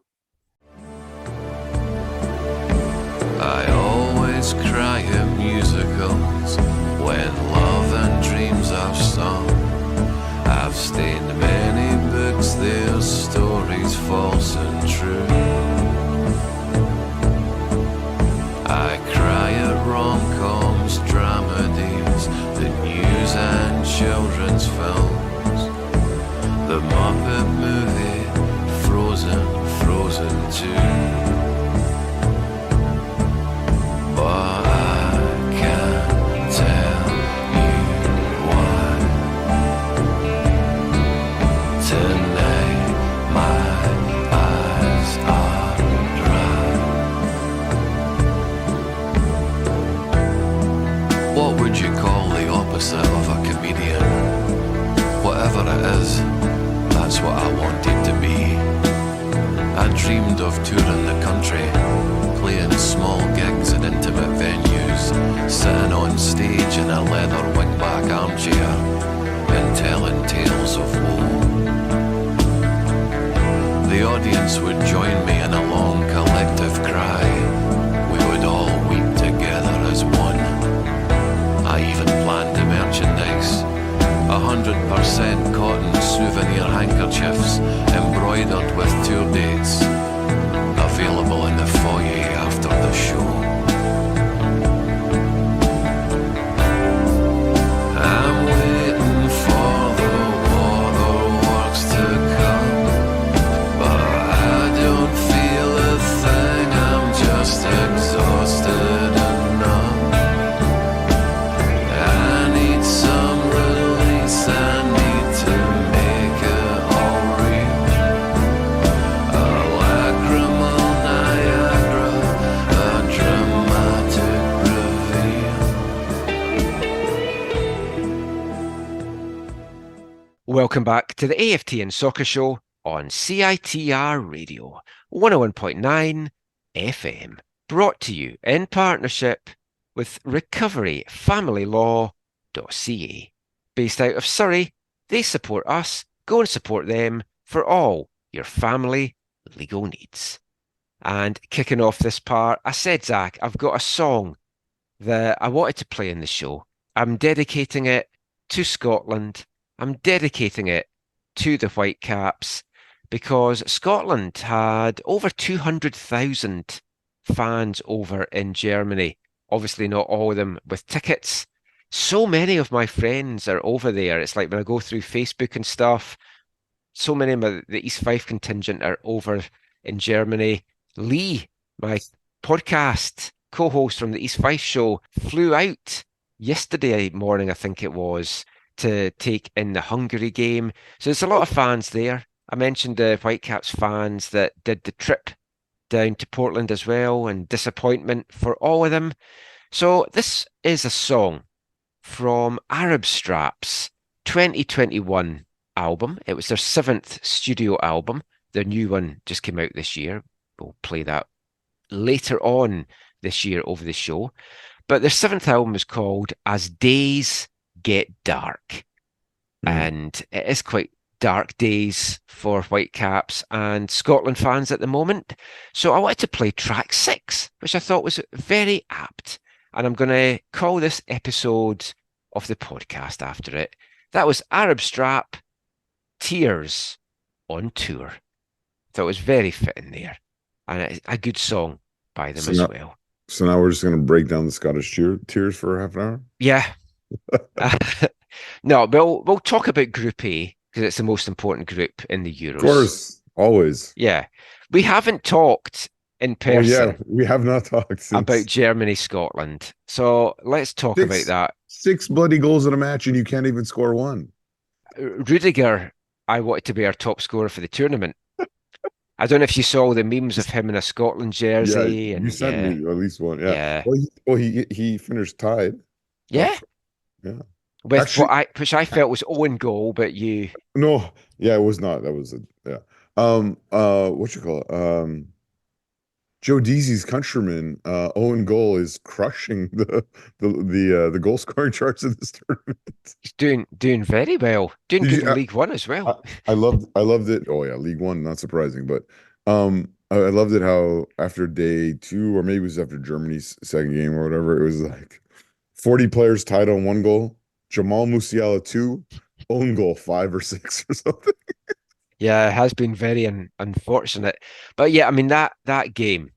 I just want to talk about Scotland. I won't go into this in huge detail because I know a lot of folk listening to this really won't give a shit. But I have things I want to get off my chest, and we're not Oh, recording our East Fife podcast for a bit to do oh yeah. this. So that Scotland game, first of all, was an absolute disgrace of a performance. When I saw the lineup, the formation, Yeah, I you told said me to you were you, not happy. "Oh, he's playing for a goalless draw here. He's just going to defend." Who's the guy you And wanted up top? Shetland? Lawrence Shankland, Shankland, sorry. 30 goals in the Scottish Premier, and didn't get on in the Germany game and got token minutes against Switzerland and today against Hungary. Yeah. So you're playing Hungary because I genuinely and foolishly thought Shankland didn't start against Switzerland because Steve Clarke's master plan was to have him start against Hungary. Sorry, did you say Steve Clarke and Master Plan in the same Yeah. sentence? I so hope he gets sacked. I've not been a fan of him for a while, and it's not just because he doesn't call up Ryan Gauld. What I will say, though, for Whitecaps fans listening to this, I think you can kiss Ryan playing for Canada goodbye because Steve Clarke's going to get sacked and the new coach will call up Ryan Good for him. Gauld. Yeah, good for him. And like they brought in Lewis Morgan and they threw him on again for token minutes today against Hungary. So a Oh guy, yeah. Oh yeah, I saw him. yeah, it's like, and he had a chance as well. Yeah, And it's yeah. like, he's cold on the pitch. Of course, it's going to fall to the guy that's not found his feet yet. And I he's said to still trying Kirk, to get up to the level. I said to Kirk, that guy's from Deadpool, New York. I mean, I would love him here. I just think he's magnificent. Not just because he's Scottish, just and I said this to Vanni a couple of years ago when we had our Christmas dinner. I was like, I want you to sign Lewis Morgan. And he said, well, you know the problem with that. And I was like, what? Is it because he's Scottish? And he's like, no, he's a winger. Oh yeah. But yeah, I'm digressing. So the Germany game was a disgrace. And we had one game plan. And as soon as you scored early, that game plan was out the window, and we did not have a plan B. Yeah, it sort of felt that way. He was No, really we good. knew it was what the game plan was because I think 4 minutes in, there was a tackle that deflected off the German guy and out for a goal kick, and one of our guys celebrated. And I was like, what are you doing? He was pumped, man. He was jacked. He was pumped. Um, And it was a great atmosphere, and you would be pumped. yeah. And then I don't know if you know the Scottish slang pumped. No. It means it's got two variations, but they both basically mean the same thing. One relates to what you may do with a lady, and So- another is a very heavy defeat. Both can be used with the F word. oh, okay. So yeah, pumped. So Scotland were pumped by Germany 5-1. Yeah. What time was it? Time for Steve Clarke to pack his bags, get out of that hot seat, and get a manager with an aggressive bone in his body to come in. People who don't watch the Bundesliga had a nice introduction to players like Florian Wirtz and Jamal Musiala, who was some of the German whatever media or whatever are trying to come. Is it Wirtziala? Is it they're coming to come up with a fun name for them? I don't know if they've landed on one, but yeah, they are. I mean, not in the third game, but in that opening two games, they're really kind of putting their mark on this tournament and showing their quality. I'm still not sold, despite smashing Scotland. Yeah, I don't And think you can take too much from that. no, but it was a big morale boost for the country. Oh And- yeah. but despite that, I think I'm not. I mean, I've seen Julian Nagelsmann's work up close, right, at Bayern Munich, and I just found it really weird that he went into the Switzerland game with an unchanged 11 when you're already through. Mm. Or grant and I mean I have issues with Kai Havertz playing as a nine or a false nine or whatever he's supposed to be doing up there. Even though, he has scored, he can score. I really appreciate him and I'm glad he's in the team and whatever. But and then the whole Ilkay Gundogan as captain and therefore a guy you can't take off the field. Like to me, he doesn't start. Like he doesn't start in that side. Um, yeah, it's weird. I mean, it's enabled Musiala and Verts to play either side of him, and they can almost be as narrow or as wide as they want. They have some freedom, but I don't. It's not the best in my opinion. I would have a Fulkrug as your focal point up top, and then a lot that allows players to play off of him, gives them space and all that kind of stuff. Or if you and Nagelsmann has shown his willingness to bring through young players at club level. I wouldn't even I wouldn't be even opposed to if maybe in the third game where he had started Bayer, who's this young potential kind of up and coming, scored a whole bunch of goals for another club, the other club that's hated in the Bundesliga is Hoffenheim. I wouldn't mind if he had given him more time as that kind of focal point, and then I would maybe put Kai Havertz in that further back, or I mean obviously if it was me, I'd be playing Thomas Muller, or I'd be playing Thomas Muller more, I should say. But Ilkay Gundogan, I don't like. Hansi Flick in Doha played him, I think, further back next to was it probably Kimmich, I think, and that didn't work either. And Gundogan's not. It's not. He's not a bad player. I just don't think it gets the best out of all the players. I mean, Gundogan is quite. I mean, you tried to take off his leg. Um, but he's a very Not me personally. I just want to point out it was Porteous, but yeah. Oh yeah, you were no. quite pleased with that challenge. Well, You I thought if he gets injured, this solves a problem. But no. Anyways, I don't like you saw if you watched the Switzerland game today you with see, I them. haven't seen it, but Yeah. I was getting the updates during the Scotland game. It, So they looked it was 92nd minute or something. we looked lethargic. We looked Mm. almost uninterested. And Switzerland, uh, backed by a good vocal Swiss crowd, who were up for kind of a national kind of derby, right? They were the away supporters, right? And they were loud Well, and actually, Yakin well, had them up talking there. about that, it's like for the Scotland-Germany game, the Oh yeah. Scotland fans seemed louder. Oh And I yeah. said that to you, and you were like, yeah, it's different club and international level. So for Yeah. anyone that might not be aware of that, just explain what that difference is. Well, well, just a lot of the ultras and this is not the same in every country because you look at Hungary and you're like, yeah, their ultras come together around the national team very clearly. But in Germany, like some ultras, some supporters, they don't care about the national team, and so it's not as loud and it's not as loud as club football at Mm. all. I mean, you saw it today. I was like, some points I said to Kirk, I'm like, this is embarrassingly silent. Actually was talking to Ozzy again earlier today, and it reminded me of being. I don't know if I told you this, or I don't know if I talked about this on the show, but at the Japan game at the Khalifa Stadium in Doha, I mean, I remember Germany only took roughly like 1,000 tickets out of their 3,000 or 4,000 allocation, right? So Oh, wow. there weren't many of them to begin with in their block. So the block was not a solid block, right?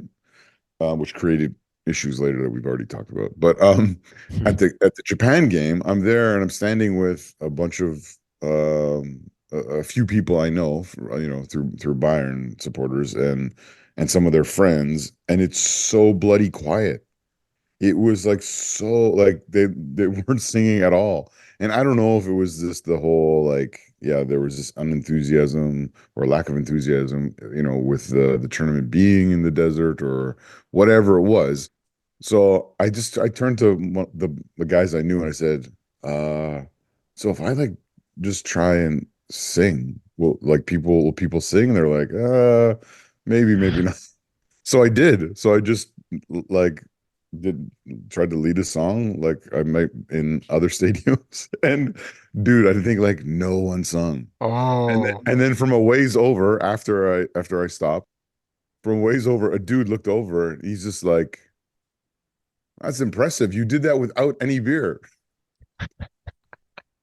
do you think it would make it better if they held some rallies? Oh, Michael, don't. I've seen old footage. They're always singing No. and Yeah, oh my coming God. together. No, it's.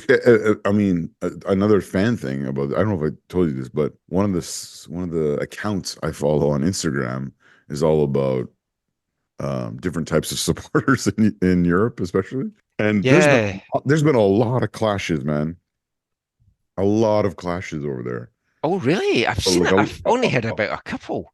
there's been man. I'll send you a link to the. I tagged you in some of them. I think. Well, I was gonna, but we'll finish about Group A because I do want to talk Sorry, about the yeah, game today from Scotland point of view. So Scotland Switzerland, a 1-1 draw, a good result, great goal by Shaqiri. yeah. Friend of the show, just because we spoke to him once, we'll just say. And I was so wanting to say to folk if they were like, oh, if we'd lost that, I was going to say, this is why Ryan Gauld should be with Scotland. And they would go, who plays in MLS? And I was going to go, so did the guy that just scored a wonder goal to equalise, but I never got the chance to do that.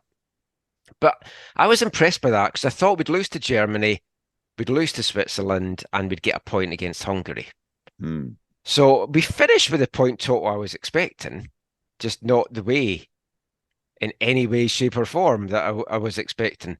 But the Switzerland game was good. We should have won that. We needed to be a bit more aggressive. It was there for the taking. But going into this game, I was actually confident that we would get the 3 points. But again, like Hungary deserved that win today. They were the better team. They had the better chances. We've had two matches where we've not had a shot on target. And when you are going into a must-win game, because a draw was nothing for us, 2 points was not going to get us through. The BBC commentator had a great analogy for it because neither team was really fully committing themselves for the victory. And the commentator had said, it's like the teams, they're in a boat and there's only one oar and they're not really fighting to see who gets the oar. And that it felt like that. It's like nobody wanted to row to victory. And I'm glad it didn't finish a draw. I mean, it sucks that Scotland beat, but I'd have liked one of the teams to have won that, just to at least make it interesting in the permutations and stuff. And Yeah. especially after the injury to the Hungarian guy as well. Did you see that? So we had your match on an iPad while we were watching our match on the large screen. So I didn't see Kirk and I. We saw it on the PVR. We forgot to go back, but we were like, "What happened there?" Yeah, you 'Cause don't really want to watch it. So it was Barnabas Varga, forward for Hungary. oh, okay, Free kick comes in. He goes for it. Our goalkeeper and centre back also go for it, and the three of them just collide. well, was it All head? three down.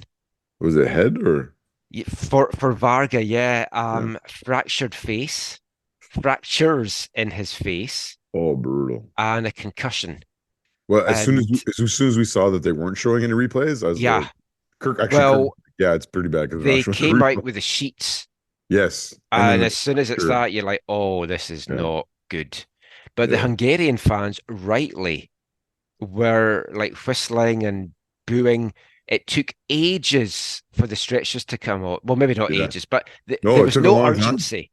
Yeah, It's like they should have been on right away. And the Hungarian fans were like furious. The players were furious. There's players in tears because as soon as he hit the deck, you saw he was out and his hand was twitching. And I was like, oh shit, that is not good. The no, two Scottish guys were fine. They reviewed it for a penalty as well, but it wasn't. It was just one of those things, three players going for a ball, yeah. and it's like there was nothing there. There might have been a little push in his back that sent him into the players, but they'd never really showed the replay back on the BBC. So, but it was a lackluster performance. Scotland only turned it up in the last 5 minutes and 10 minutes of stoppage time, and they got exactly what they deserved. And like Steve Clarke has taken Scotland to 2 back-to-back Euros. He won Nations League. He got them into Group A. He's done things that Scotland managers haven't done since 1998. So he deserves all the credit for that. But much like what you were saying about Vanni, he's stubborn. He's stuck in his ways. He will not change. He won't call up players, and not just Ryan Gaul, but other players that should be called up. Mm-hmm. And he calls up players from loyalty that shouldn't be there. And he plays them ahead of players that should be getting played, like Shankland. Like Shea Adams is not the guy that should have been leading the line. So Scotland got what they deserved. They're out.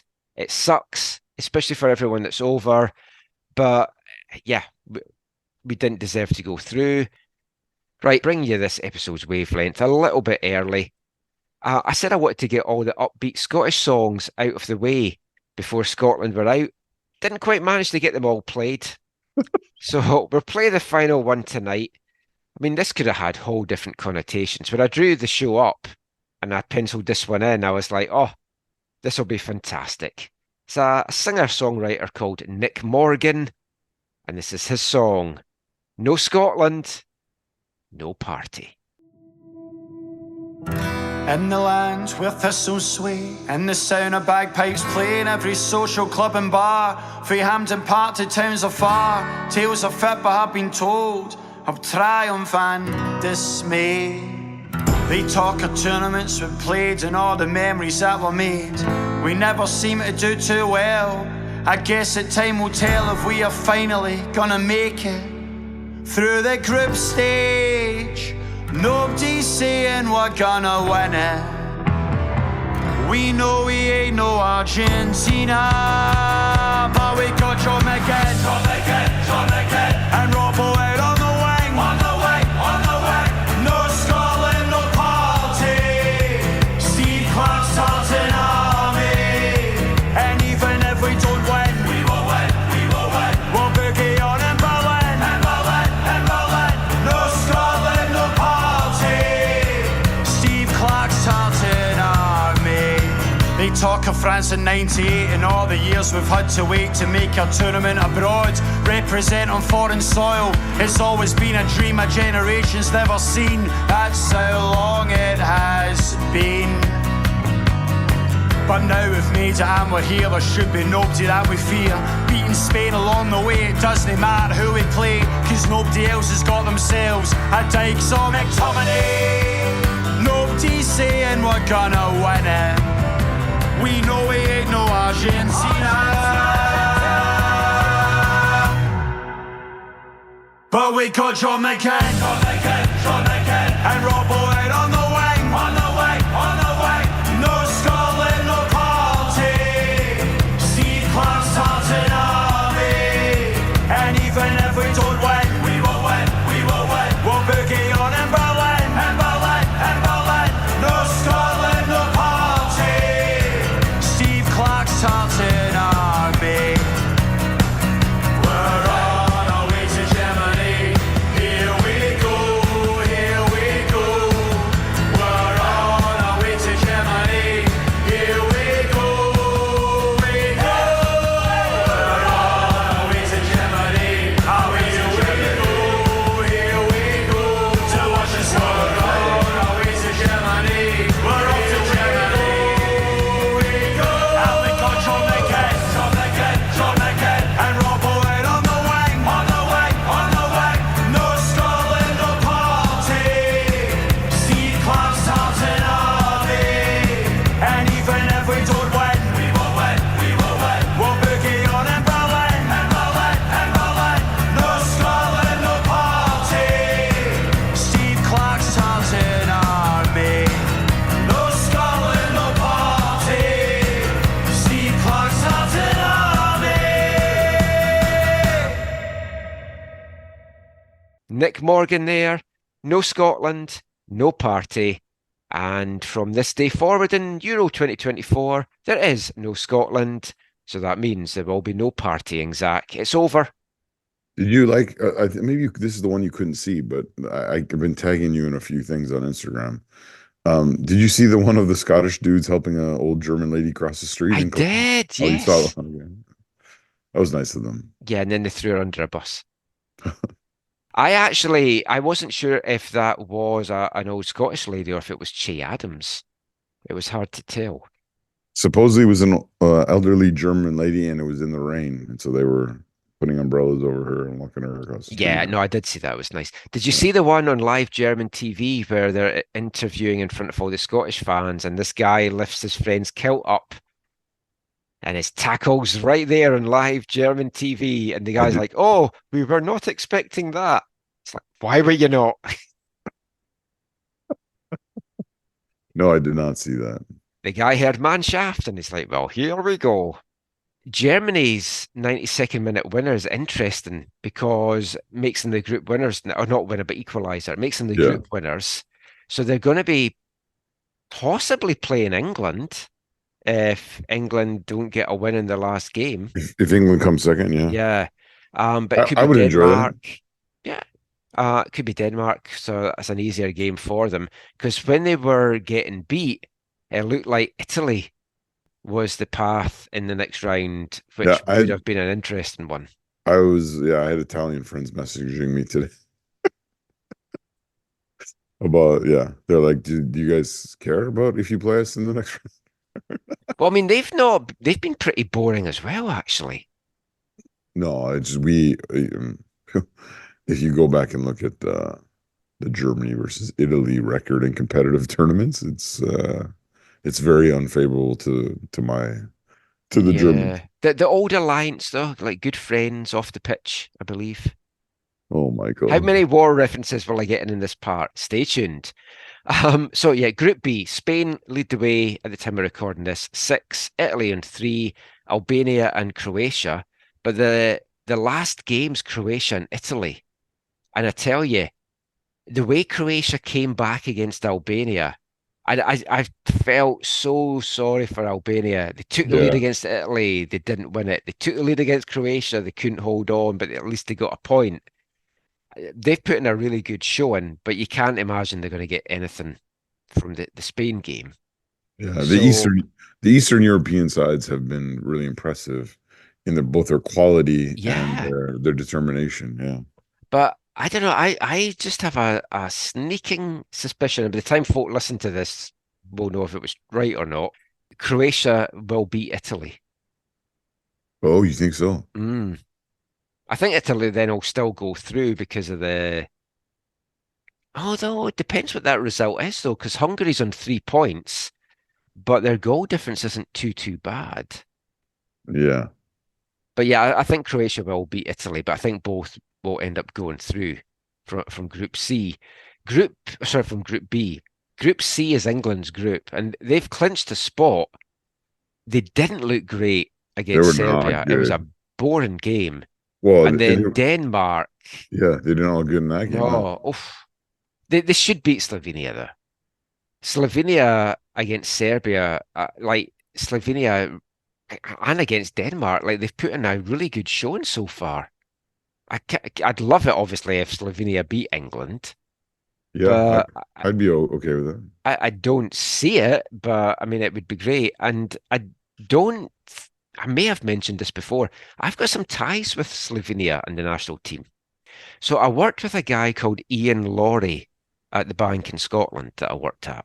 And he was a Celtic fan. Then I converted him to East Fife. He gave up Celtic to watch East Fife.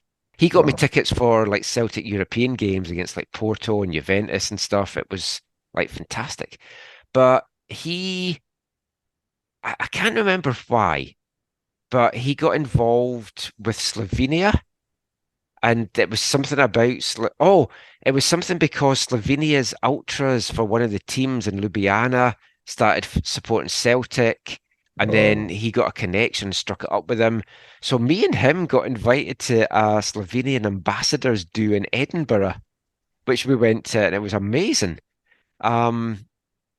And How was the food? I've got a Slovenian football top. How was the food of that? It was very good. It was better than Portland, I tell you. Slovenian beer is a weird thing. It's a strange beer. It's a bit like the Czech Oh, Budvar and stuff. But yeah, so I've always had a bit of a soft spot for Slovenia since then, and I've got a Slovenia top. Was it Mihailovic? No. Zalovic. Zalovic, yeah. So that's the top I've got. Yeah. So They've yeah, had a couple nice tops with the mountain thing. yeah. Yeah. So it'd be awesome if they went through. But that's an interesting group as well for like who's going to be second, maybe third. But I'm guessing the majority of our listeners will want England to top the group. I would think so. Right. Like Group D, Poland's had a couple of poor performances so far. Austria took them apart. Well, Poland's out. I mean, part of their problem is. Oh yeah, I meant to say actually, at least Scotland's not the first team out. Yeah. That fell to Poland.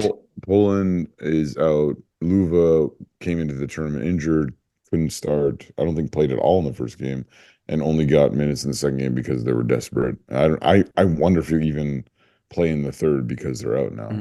Well, But like it could also Netherlands, be- France, and Austria have all qualified already. Yeah, It's the only group that the top three know that they're all through. It's the best group by far, in my opinion. Yeah. I mean, we said it was the group of death going into it, Yeah. but it's been the most entertaining group. I would have preferred, of course, Austria and Poland to qualify, but Well, of course, again, the old alliance. well, I like David Alaba, even though he's like now just like a coach or like a cheerleader on the bench, and they have guys like Connie Limer and Sabitzer and some kind of former Bayern players. But like Netherlands, Austria should be a cracking game because Austria's got nothing to lose now. They may as well just go for it. Yeah. And Holland has an incredibly deep squad. Yeah. I mean, they're playing some really nice stuff just now. Mm-hmm. I think, like many folk, France were my favourites to win it, but having seen their first couple of games, I'm not so sure now. That was a bad game, though. Yeah, the Holland. I shouldn't say Holland. I keep calling it Holland. Netherlands? Yeah, because do you know the difference between Holland and Netherlands? Yeah, I've heard it before, but I can't. Holland, there's 8. Netherlands is 8 regions, and Holland are just 2 of them. Right, yeah. So yeah, but it's hard for me because it's always been Holland as I've grown up. Even going back to '74 in the World Cup, it was always Holland. Oh, speaking of Holland, I just saw a thing on social media. There's been some people upset because there's Dutch fans who I believe are Caucasian, who like dress up as Ruud Gullit. They black up. Yeah. Yeah, they've done that for years though. Yeah. So I'm not saying it's right, but it's like they have done that for years. Well, years ago, no one would have cared. Now, obviously, people would say, hey, that's not how we roll anymore. No. Justin Trudeau, I believe, came out in favor of it.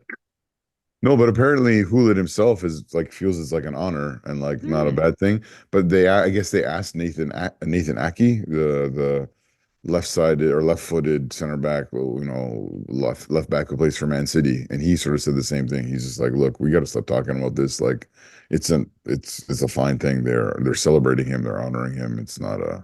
Well, it's like that time you turned up to the AFTN Christmas party as Kendall. What are you talking about? Oh my goodness. That is a joke for any listeners. Yeah. It wasn't. It was Darren Mattocks.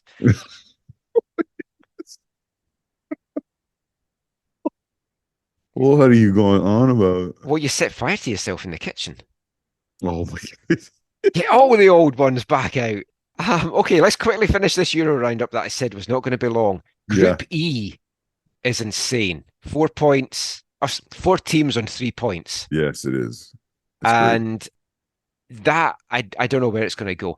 I didn't get a chance to watch Saturday's second and third games. I only saw the one in the morning, Slovakia and Ukraine. Oh yeah, So that was the early one before I headed off. That was a fantastic game. Yeah, there've been some really good games in that group. Slovakia against Belgium was fantastic. Now, the final 2 games, Slovakia, Romania, that could go either way because Romania were amazing against Ukraine. Mm-hmm. Not But great then, against Belgium. yeah, Ukraine, Belgium. Do you feel Belgium's turned that corner now after that early defeat? I just hope they wear the Tintin strips. Who's the Belgium coach? It's the guy who coached Dead Bull. He's coached Schalke. He coached in Russia. Domenico Tedesco. Tedesco, yeah. I don't see how that's a fit. Even following in Martinez's footsteps, or like, it's weird to me. Well, when Martinez was there, the assistant coach was a Scottish guy. Oh, and Which Martinez was is even weirder. Martinez is at Portugal, right? Yeah, he is. Yeah. I thought it was Ronaldo. I believe See, wasn't he taking charge of the team? Yeah, he is. When I think of Roberto Martinez, I still think of him at, where was it, like Crew Alexander, where he made his breakthrough, or isn't that where he came from? Roberto Martinez. Yeah, didn't he make his big break? His big break, or his? He was at Wigan. No. He played. Yeah, he played for Wigan and he managed Wigan. Oh, his first managerial though was Swansea. Was it Swansea? I always thought it was Crew Alexander. No, Swansea, Wigan. Then he went to Everton. Yeah, Swansea, Wigan, Everton. Let me check. No, you're right. It's. Oh wait, no, that's senior career, managerial career. It's Swansea, Wigan, and Everton. Who's the Crew Alexander manager I'm thinking of then? Dario Grady's the only Crew That's who I was thinking of, I think. Yeah, sorry. Yeah, Swansea, Wigan, Everton, Belgium, Portugal. Interesting post, man. Well, Portugal, when you go into Wikipedia, they've got an A beside their name in the standings, which I feel is a reference to Ronaldo somehow. And then second place in Group F is Turkey. Turkey? I'm trying to get used to saying that. They don't want to be called Turkey anymore. Yeah. But I mean, it's their right to be called what they want, but I'm not 100% nailed on as to what the pronunciation is. Surprised you, knowing you, I'm surprised you just don't go gobble gobble. Georgia's been quite impressive in this. Oh, and they have a great coach. You know who it is? Big Willie Sagnol. Billy Sagnol, man, the former French and Bayern Munich right back. I have a lot of time for him. So as things currently stand, the third place teams that are going to go through, obviously these results can change things. It's Austria, Slovakia, Hungary, and Slovenia, with Albania and the Czech Republic missing out. But I think we are in for a feast of good matches in the next couple of days. From what I can gather from looking at my US TV schedule, though, they're only showing one of the two matches on the channel that I get here. So I'm going to have to fire up my VPN and watch the BBC or ITV or something. But yeah, we'll cover a bit more of Euros in next week's show. Who's your tip to win it right now? To win it? I mean, obviously, I would love Der Mannschaft to win it. Oh, I mean, our Mannschaft's this limp and flaccid just now.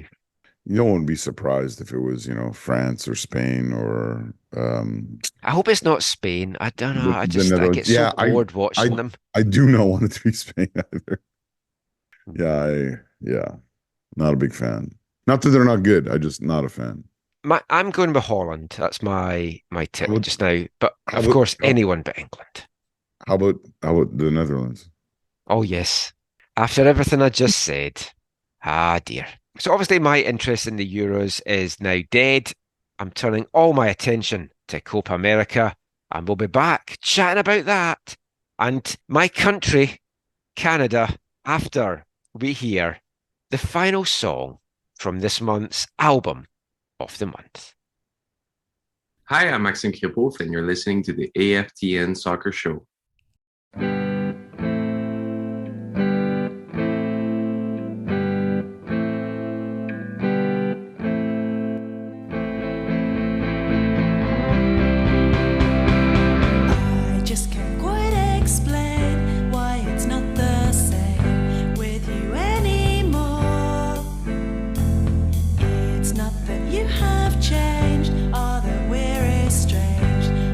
Wanted more.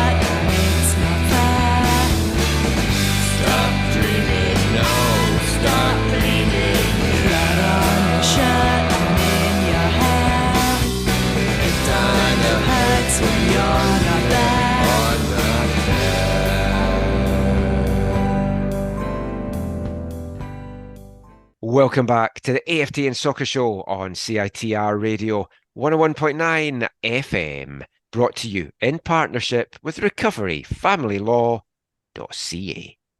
And kicking off this part, it's always that sad time of the month for our last track from June's album of the month here at AFTN, the 1996 album from English band Heavenly, Operation Heavenly. That's the final track, Pet Monkey, featuring the vocals of Calvin Johnson, lead singer of former Artist of the Month Beat Happening here at AFTN, and the man who owned K Records down in Olympia, who the album was released on over in North America. I thought it was released in that overall, but it turns out it's just North America. So I've, for some reason, got the North American CD because I have the K Records version. So I hope you've enjoyed the album. Heavenly are a very good band. There's some other great songs. I might throw them in over the coming weeks just to give you a taste of other stuff by Heavenly. They are back. If you've enjoyed them, they're playing down in Seattle in October. Might head down to see them. But we're going to turn over this last part of the show to look at the other big tournament that's going on this month, Zach, into next month. Copa America. And Canada's doing well. They didn't get beat 5-1 by Argentina. It was an incredibly intriguing match to watch. Like you're It on the was. I was genuinely impressed by how they played in that because I feared the worst. I saw all the One Soccer predictions in the morning of the game, and it was like 0-0, 1-1, Argentina, a 1-0 win. Some had Canada winning, and I'm like, come on, add a little bit of realism. Someone had 2-0 Argentina. Someone had the right score. I had 4-0 Argentina. I genuinely thought Argentina would get a couple of goals in each half, just turn it on, and Canada just wouldn't be a match for them. I was wrong, gladly so, and it's really encouraged me for what might be to come in these last two games. Yeah, and Marsh kind of went with the same starting lineup that he's done in other friendlies, kept Kripo in goal, which is obviously deserving. And yeah, I just found it really, really interesting. I know you had questions about him in other games. I can't remember if we were texting about this game and you were talking about him. But what do you think about Liam Miller on the left side? I didn't like him in this game. I don't understand how he is starting in this team. Nothing against Liam, but I not only do I not understand how he's starting, I don't know how he made it to, I think it was the 85th minute. Yeah. When he was getting burned. And he wasn't the only one, but it's like he just looked out of his depth. He didn't look at that level. I really appreciate him, and in the match, despite the times he got beaten, as you mentioned, he's the kind of guy who never quits, right? Never, loses possession, fights for it back, gets caught out, recovers as best he can, that kind of thing, which I think is really, really important when you're playing in a tournament, and obviously when you're playing sides that are of the caliber that they have faced, that they will be facing. Part of me thinks like, okay, if Adekube's there, is he at left back and Alfonso's in that left role? Yeah, I think so. Because I thought, and we talked about this maybe the last time we spoke, but like, I thought the first thing I heard out of Jesse Marsh's mouth was, "Yeah, Alfonso's not a left back for me," and then obviously he's left back now.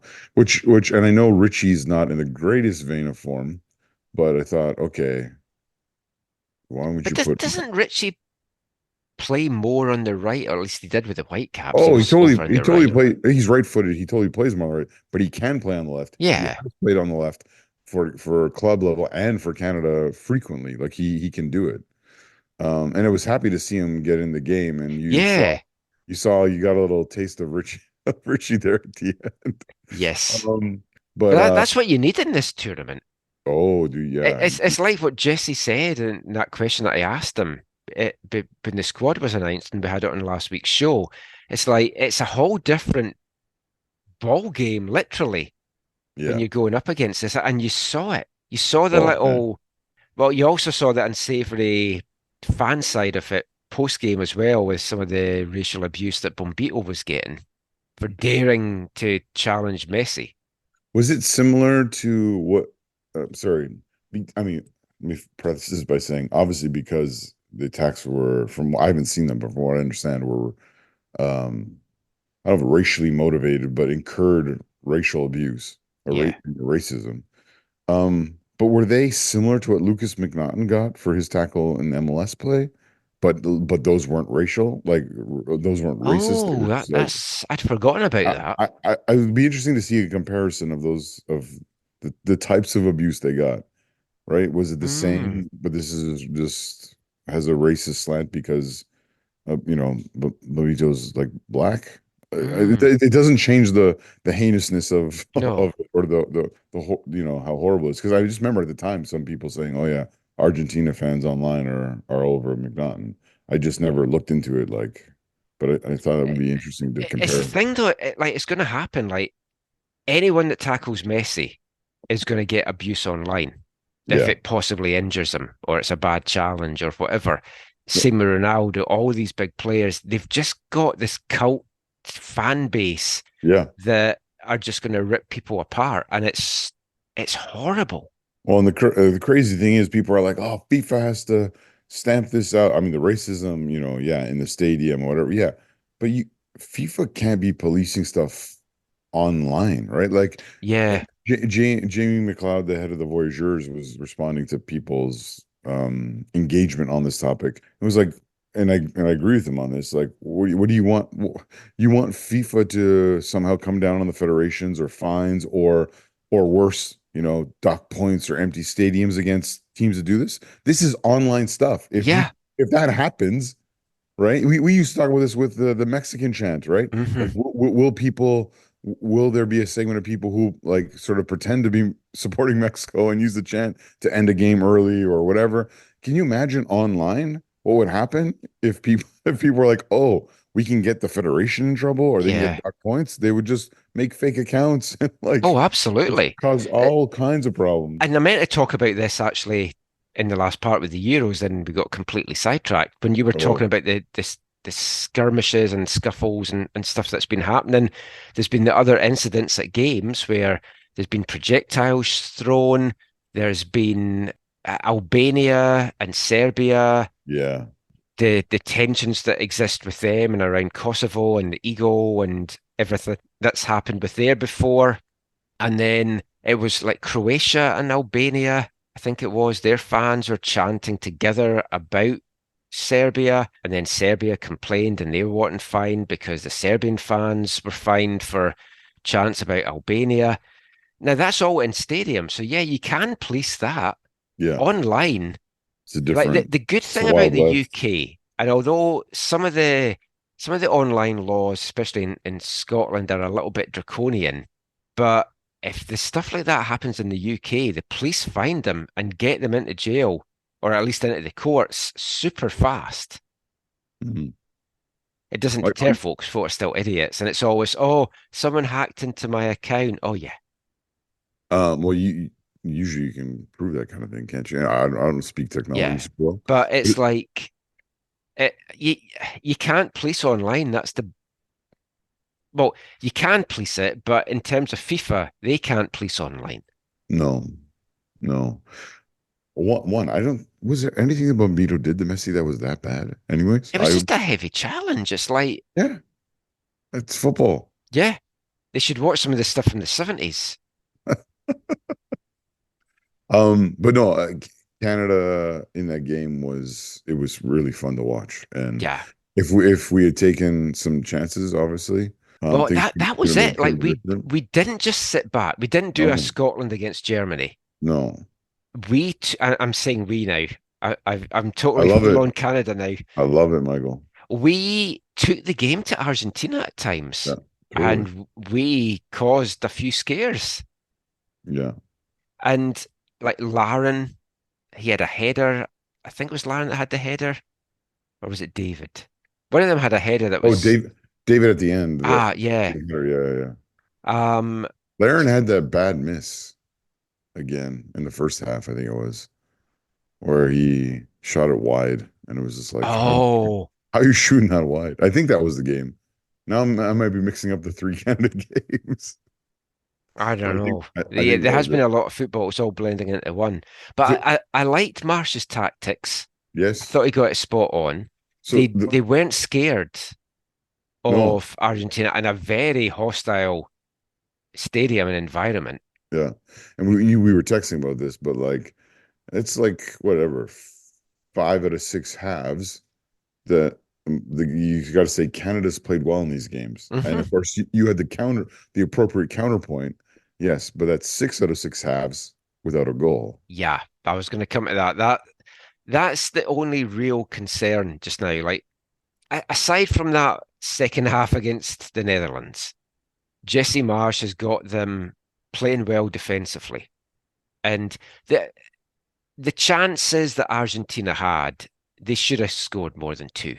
Now, Max Yeah. Crepeau, Max clear Crepeau. man of the match. Max Crepeau. Wow. Now, I know there's a unless lot you're of the people who don't one like him, person but on the Voyagers Facebook page that felt he should be dropped for the next game because he had played terrible, I genuinely do not know what game he had watched. no. How can you have watched that? I mean, maybe it was a Whitecaps fan that just hates him, Yeah, it could be. but how can, like, even, and I Was it? saw some Whitecaps fans saying, oh, Max Crepeau is like conflicting me here. Yeah, totally. I saw much of that. Yeah. Maybe it was like Dane Sinclair's dad. Oh, maybe. Kind of A pseudonym. brother. But it's like you could not have watched that and not No. thought, yeah, Crepeau is our number one keeper. Yeah, it also made me think like that stupid broken leg, what could have been in Doha. Yeah. But the counterpoint to Michael to the lack of goals in Mm. these three games is I think I would be a little bit more concerned if they weren't at least creating some respectable quality chances, half chances, right? Hmm. They've missed And some it is really good against chances. some of the best teams in the world. Totally. And I think the hey, Marsh hasn't got them scoring as a being a thing won't be a thing unless it continues against in the Copa against Chile and Well, this is the thing. So these two games now are massive, and we talked a little okay. bit about it with Felipe on the last show. But these are winnable games. Peru and Chile are Totally. both good teams, but Chile are not the team from 6, 8 years ago that won Copa, that were good in the World Cup, had all these top class players. Peru's been a bit up and down. They started to really go upwards after a lot of time in the doldrums. But the best possible thing for Canada, I feel, was it was that draw between the two. It was 0-0. It was a And it's like horrible game. this That, is a Chile that side that can't score. yeah. That's why I went to go talk to Ozzy today, actually, at the game today was because I wanted to talk about the Chile game and be like, actually, I went up to Ozzy and I said, Ozzy, I see you're old enough to be playing for Chile. How come you're not in the squad? Because they have like the oldest squad. I mean, they have like four guys, I think four guys who are in that. I think it's four, three or four who are in that U20 or U20 2007 Canada tournament, right? That are still there. Wow. Sanchez, the keeper, Isla. I think those three, and I think there was one more. Um, but yeah, they're old, and it was not a good game. It was just I, a I haven't dreadful game. I haven't seen any of it. I forgot I had PVR'd it. And then I got home from the commentating at Swan Garden Friday and I'd seen the result. And then I went into my PVR and I was like, oh, I didn't even know that was today. I thought it was the next day and I completely had missed it. Yeah, you should just delete that. Yeah, I did because I saw it was 0-0 and it's like, well, there's not really much point in watching that. But Chile just they can't score right now. That's the problem for them, not obviously for us. But that's the big one for Canada. Like you've got to be scoring in that. Yeah. And it's good it comes in the last game in a way. A defeat to Peru and then they're out, I guess. It's what it boils down to because it's the top two that go through. Yeah. Yeah, I mean that game is huge. And again, I think if they play like they have in these previous 3 games, they can and they will get something from that game. They just have to go out and do it. You, It'll be you, it'll also be interesting because uh I feel like during and after the Argentina game, it felt like what Marsh did in those pre-tournament friendlies were all building for Argentina. Like it was all Argentina, Argentina. It will be interesting to see if that was just for Argentina and now there are some tweaks, there are some alterations there or whatever, or it's no, we've been going in a good way. We just need to keep going and add the scoring and to get a result. Or like I said, or will he change things up? It's going to be really, really interesting to see how that plays out.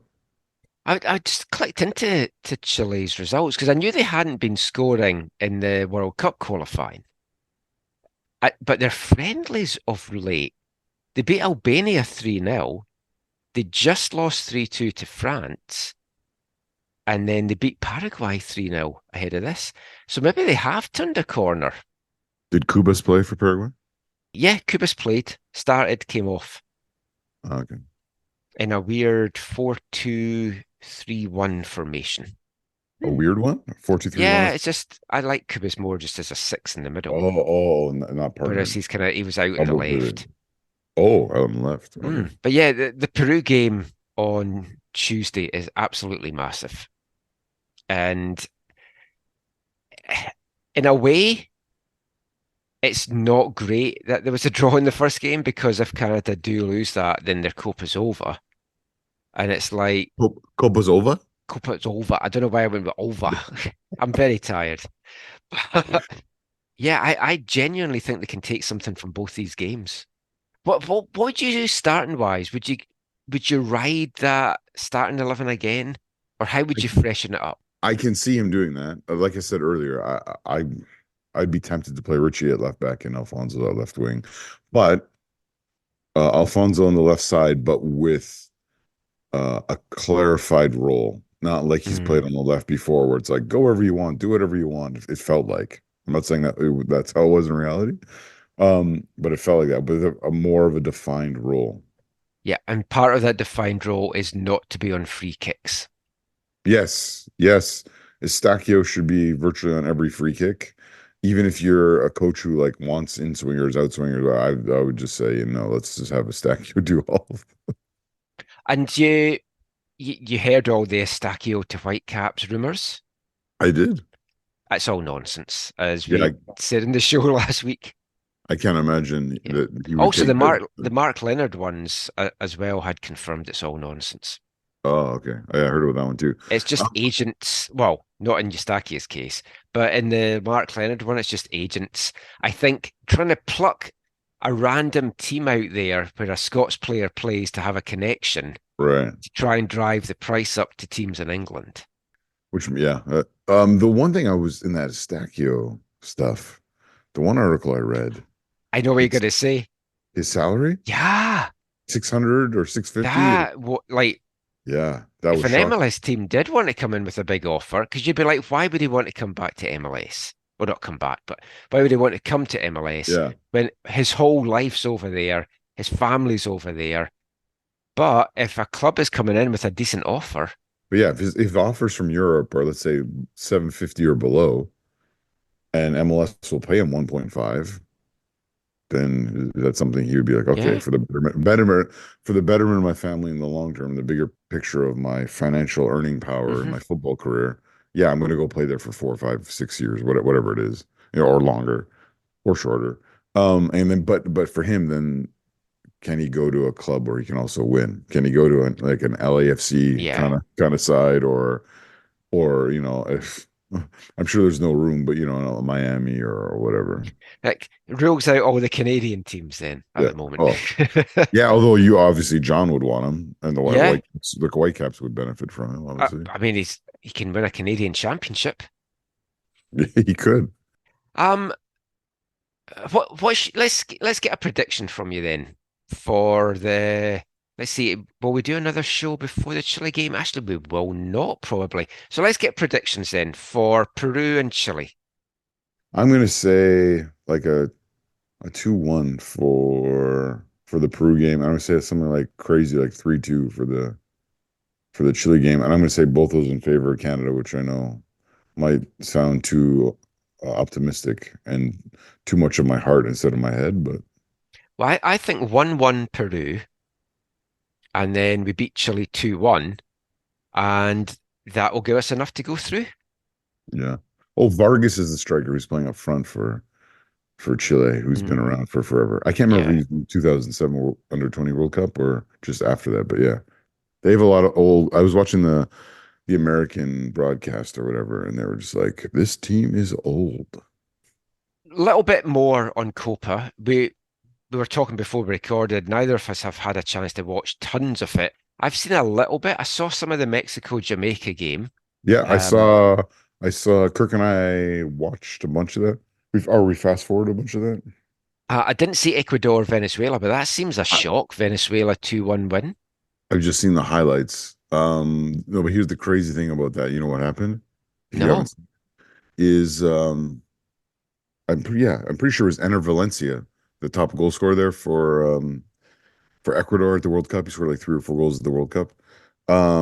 He got sent off in like the first half, Oh, and then Ecuador down a man took the lead, and then eventually Venezuela got 2 goals in the second half.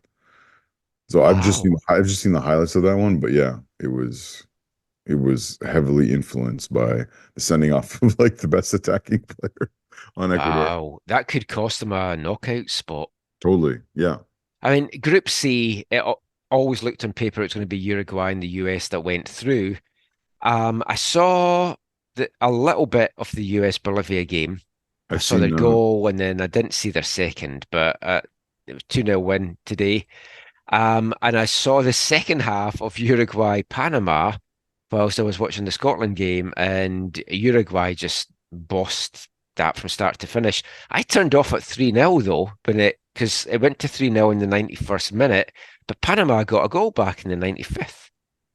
So yeah, good for them. And Group D hasn't kicked off yet, so that kicks off on Monday, and it's Brazil, Colombia that will be wrapping that up. And as Felipe mentioned in the show last week, he's heading down to that. So that should be an exciting group as well with Paraguay and Costa Rica in there.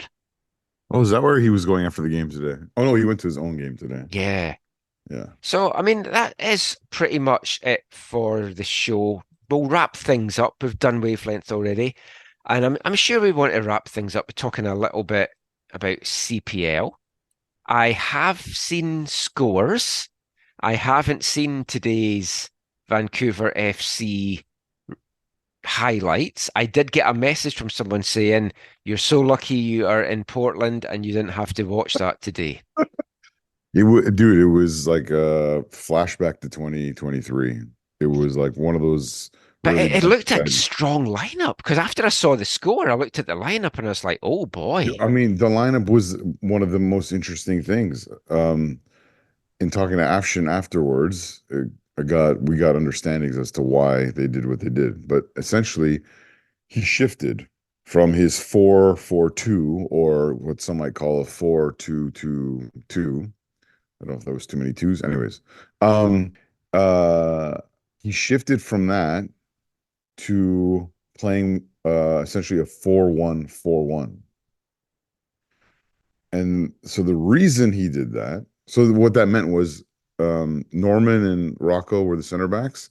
NU was in front of them as the one, and then the four, and then Moses Dyer was up top. When I asked Afshin about it in the postgame media availability, his response was, "Look, we took this approach today because there's uncertainty over the future of Guero Diaz at our club. His loan expires at the end of this month. We don't know if we will get him back or not. It's Ooh. sort of sounding like not, right? Yeah. And even though Diaz, last time I asked Diaz, he's like, "We want to be here. We'll figure it out. We'll see what happens." But then Um, it's not in his hands. Yeah, exactly. So so they said we gotta so basically the option was like we need to how are we gonna play without Diaz? And so this was an attempt at that. Now, that's one part of the piece of the puzzle, or one helps you maybe understand the game a little bit. But also, this is a good game, you would think, to try that because of the form that Halifax have been in. Well, that's the thing though. Halifax hadn't won a league match to this point. Obviously had we were knocked out of the cup dramatically as well. But their the record is not great, but their form, like how they've actually been playing, is doesn't really fully represent. They've had these like Yeah, they've had losses. some bad breaks. Yeah, and they've also were on a 3-game undefeated streak, right? They had 3 draws in a row coming into this, but yeah, they came into Willoughby having never ever gotten a point there in 3 matches or whatever it's been. So, anyways, but then I don't know, you won't have noticed this, but in after going down, I think 2-0, David Norman was a little bit unlucky, doesn't get the header on the first goal. Like it's a ball over the top and it goes over his head. I feel really bad for him. And then the ball comes to or falls to Telford and he scores. And the second one is TJ Tahid does not look great on it. He's waiting to receive a pass. It's intercepted. They go down and Telford scores again. TJ Tahid, who most people you will talk to who were at the game today did not have his best performance. Was then subbed in the first half for Diaz. Now he was subbed for Diaz, but it appeared as though Afshin kept the same formation though. So Diaz went to the top, Moses went wide on one side, to the wide on the left, and they tried to keep the same formation. At halftime, I believe it was at halftime, Gabby came on. And yeah, David Norman came off at halftime. Allen dropped at center back, and they went to the 4-4-2 or 4-2-2-2 and tried to reignite things. But Ashton said this after the game, Michael. He said he apologized. He's just like, we were so poor today. He said, I could have taken off 8 players in the first half. He said there were only 3 players who were actually like playing. Wow. It was bad. I've just looked to see when the goals went in. Yeah. And I'm so like, oh. Yeah. So the 2 goals in the first half, but then yeah. in the second half, Rampersad, the captain, right? He high boots Fry in the face. Straight red card, right call. Rampersad goes off, and in the stadium, we're like, okay, we could get back into this. Like this could happen. So we're up a man, and then I think it was a corner, and Dan Nimick, or maybe it was a set play of some kind or whatever. Anyways, Dan Nimick heads in the ball at the back post on a corner, 3-0. And then Afshin made more adjustments, and he ended up bringing off Caden and brought on Verhoeven. But he said in the post game, he said, Zach can play wing back, and that's what I want him to do. But every time I looked at him, he was playing like a right back, like so far back, and we needed him to get forward. Anyways, Zach not being he's known for his offensive side of his game, not his defensive side of the game. Gives away a penalty in like the 89th or 90th minute or whatever it was, and Nimick scores again. So Telford got a brace, Nimick gets a brace. Most goals ever scored by Halifax in a league game in their 6 years of existence. First win. Is it the most goals scored by 10 men in a match as well? It could be. That I don't know. In the CPL, yeah, it could be. Anyways, Afshin was like, yeah, he was, yeah, very disappointed. And then asked about. Oh, here's the other thing. I asked. So Rocco was the unfortunate person who came out for VFC. So I asked him about kind of how do you shed this? I said last year you had some results that were similar to this. This is the only one so far this year that's been kind of this off. You've been this off as a team throughout the whole game. Like how do you just wash this off of you and get ready for the derby on Thursday and on the island? And so he talked about that. He said, yeah, that's what we have to do. We just have to put this behind us and move forward. But then I asked him, I asked him about the formation and this change. I said sort of like, how was that for you? Like, having Alan in front of you, and like, have you guys been working on this long? Is this kind of a new iteration for you guys or whatever? And Rocco just said, I'd rather not talk about that. And that was it. Oh, And so I was just like, was it the way, did I say that? Was it poor phrasing for me? Like, you know, me when I'm there. I was yeah.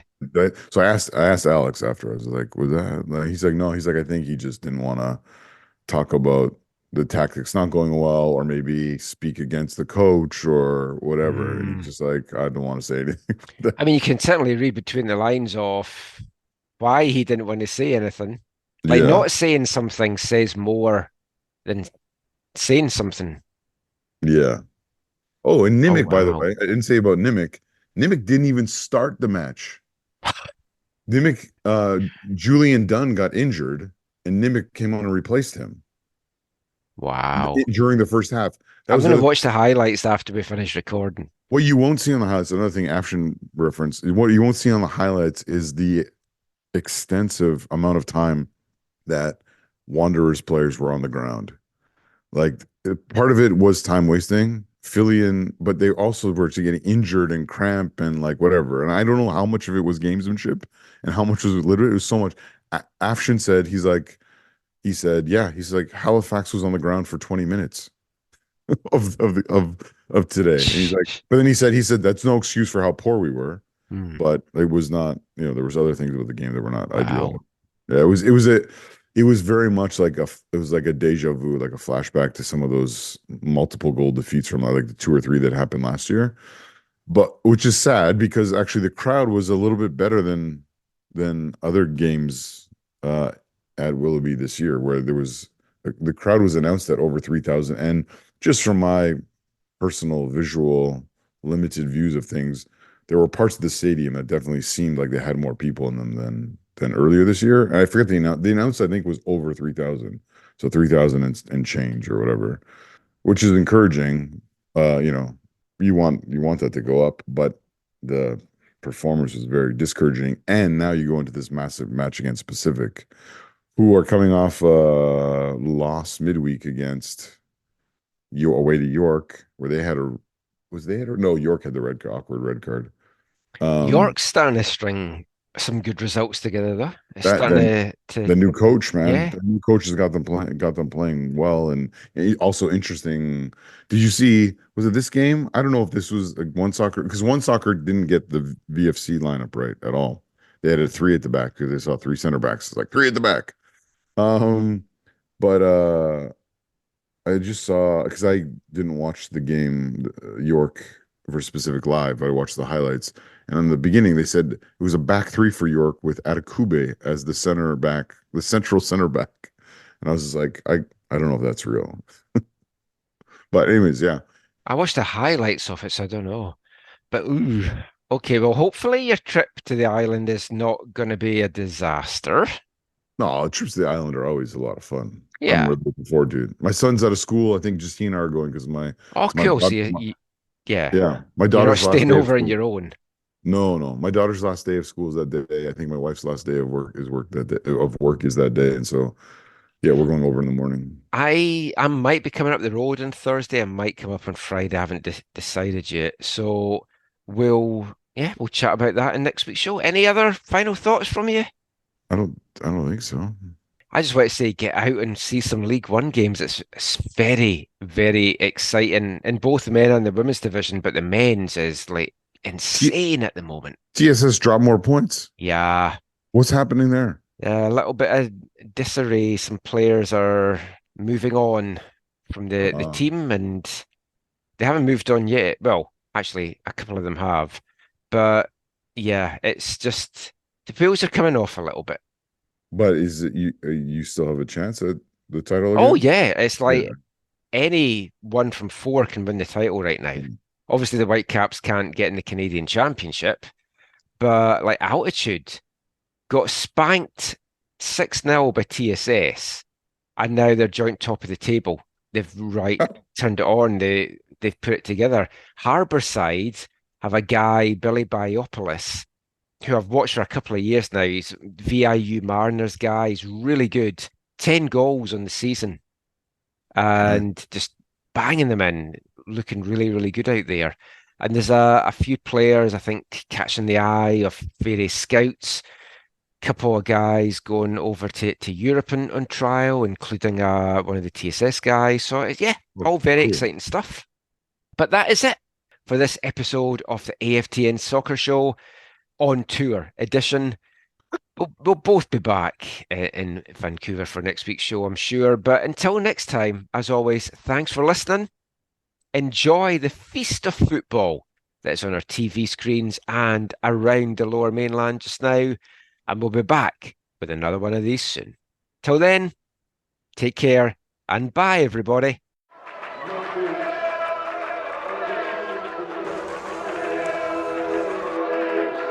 Going to your first match is an experience you never forget. The atmosphere of what's going on around the pitch looks beautiful, and you always look and go, wow, I'd love to play here one day. If you get the bug, it's going to stay with you for life.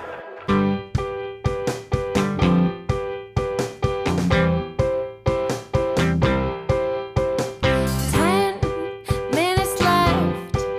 Yeah, but there's still some time. It's not the final score. We need more than the numbers we're given. Show us you live and breathe the game. You're more than a name. That's what we came for. We can bring you more than the score. Every story. Let's take this thing off of the field into the real world, away from the numbers, away from the numbers.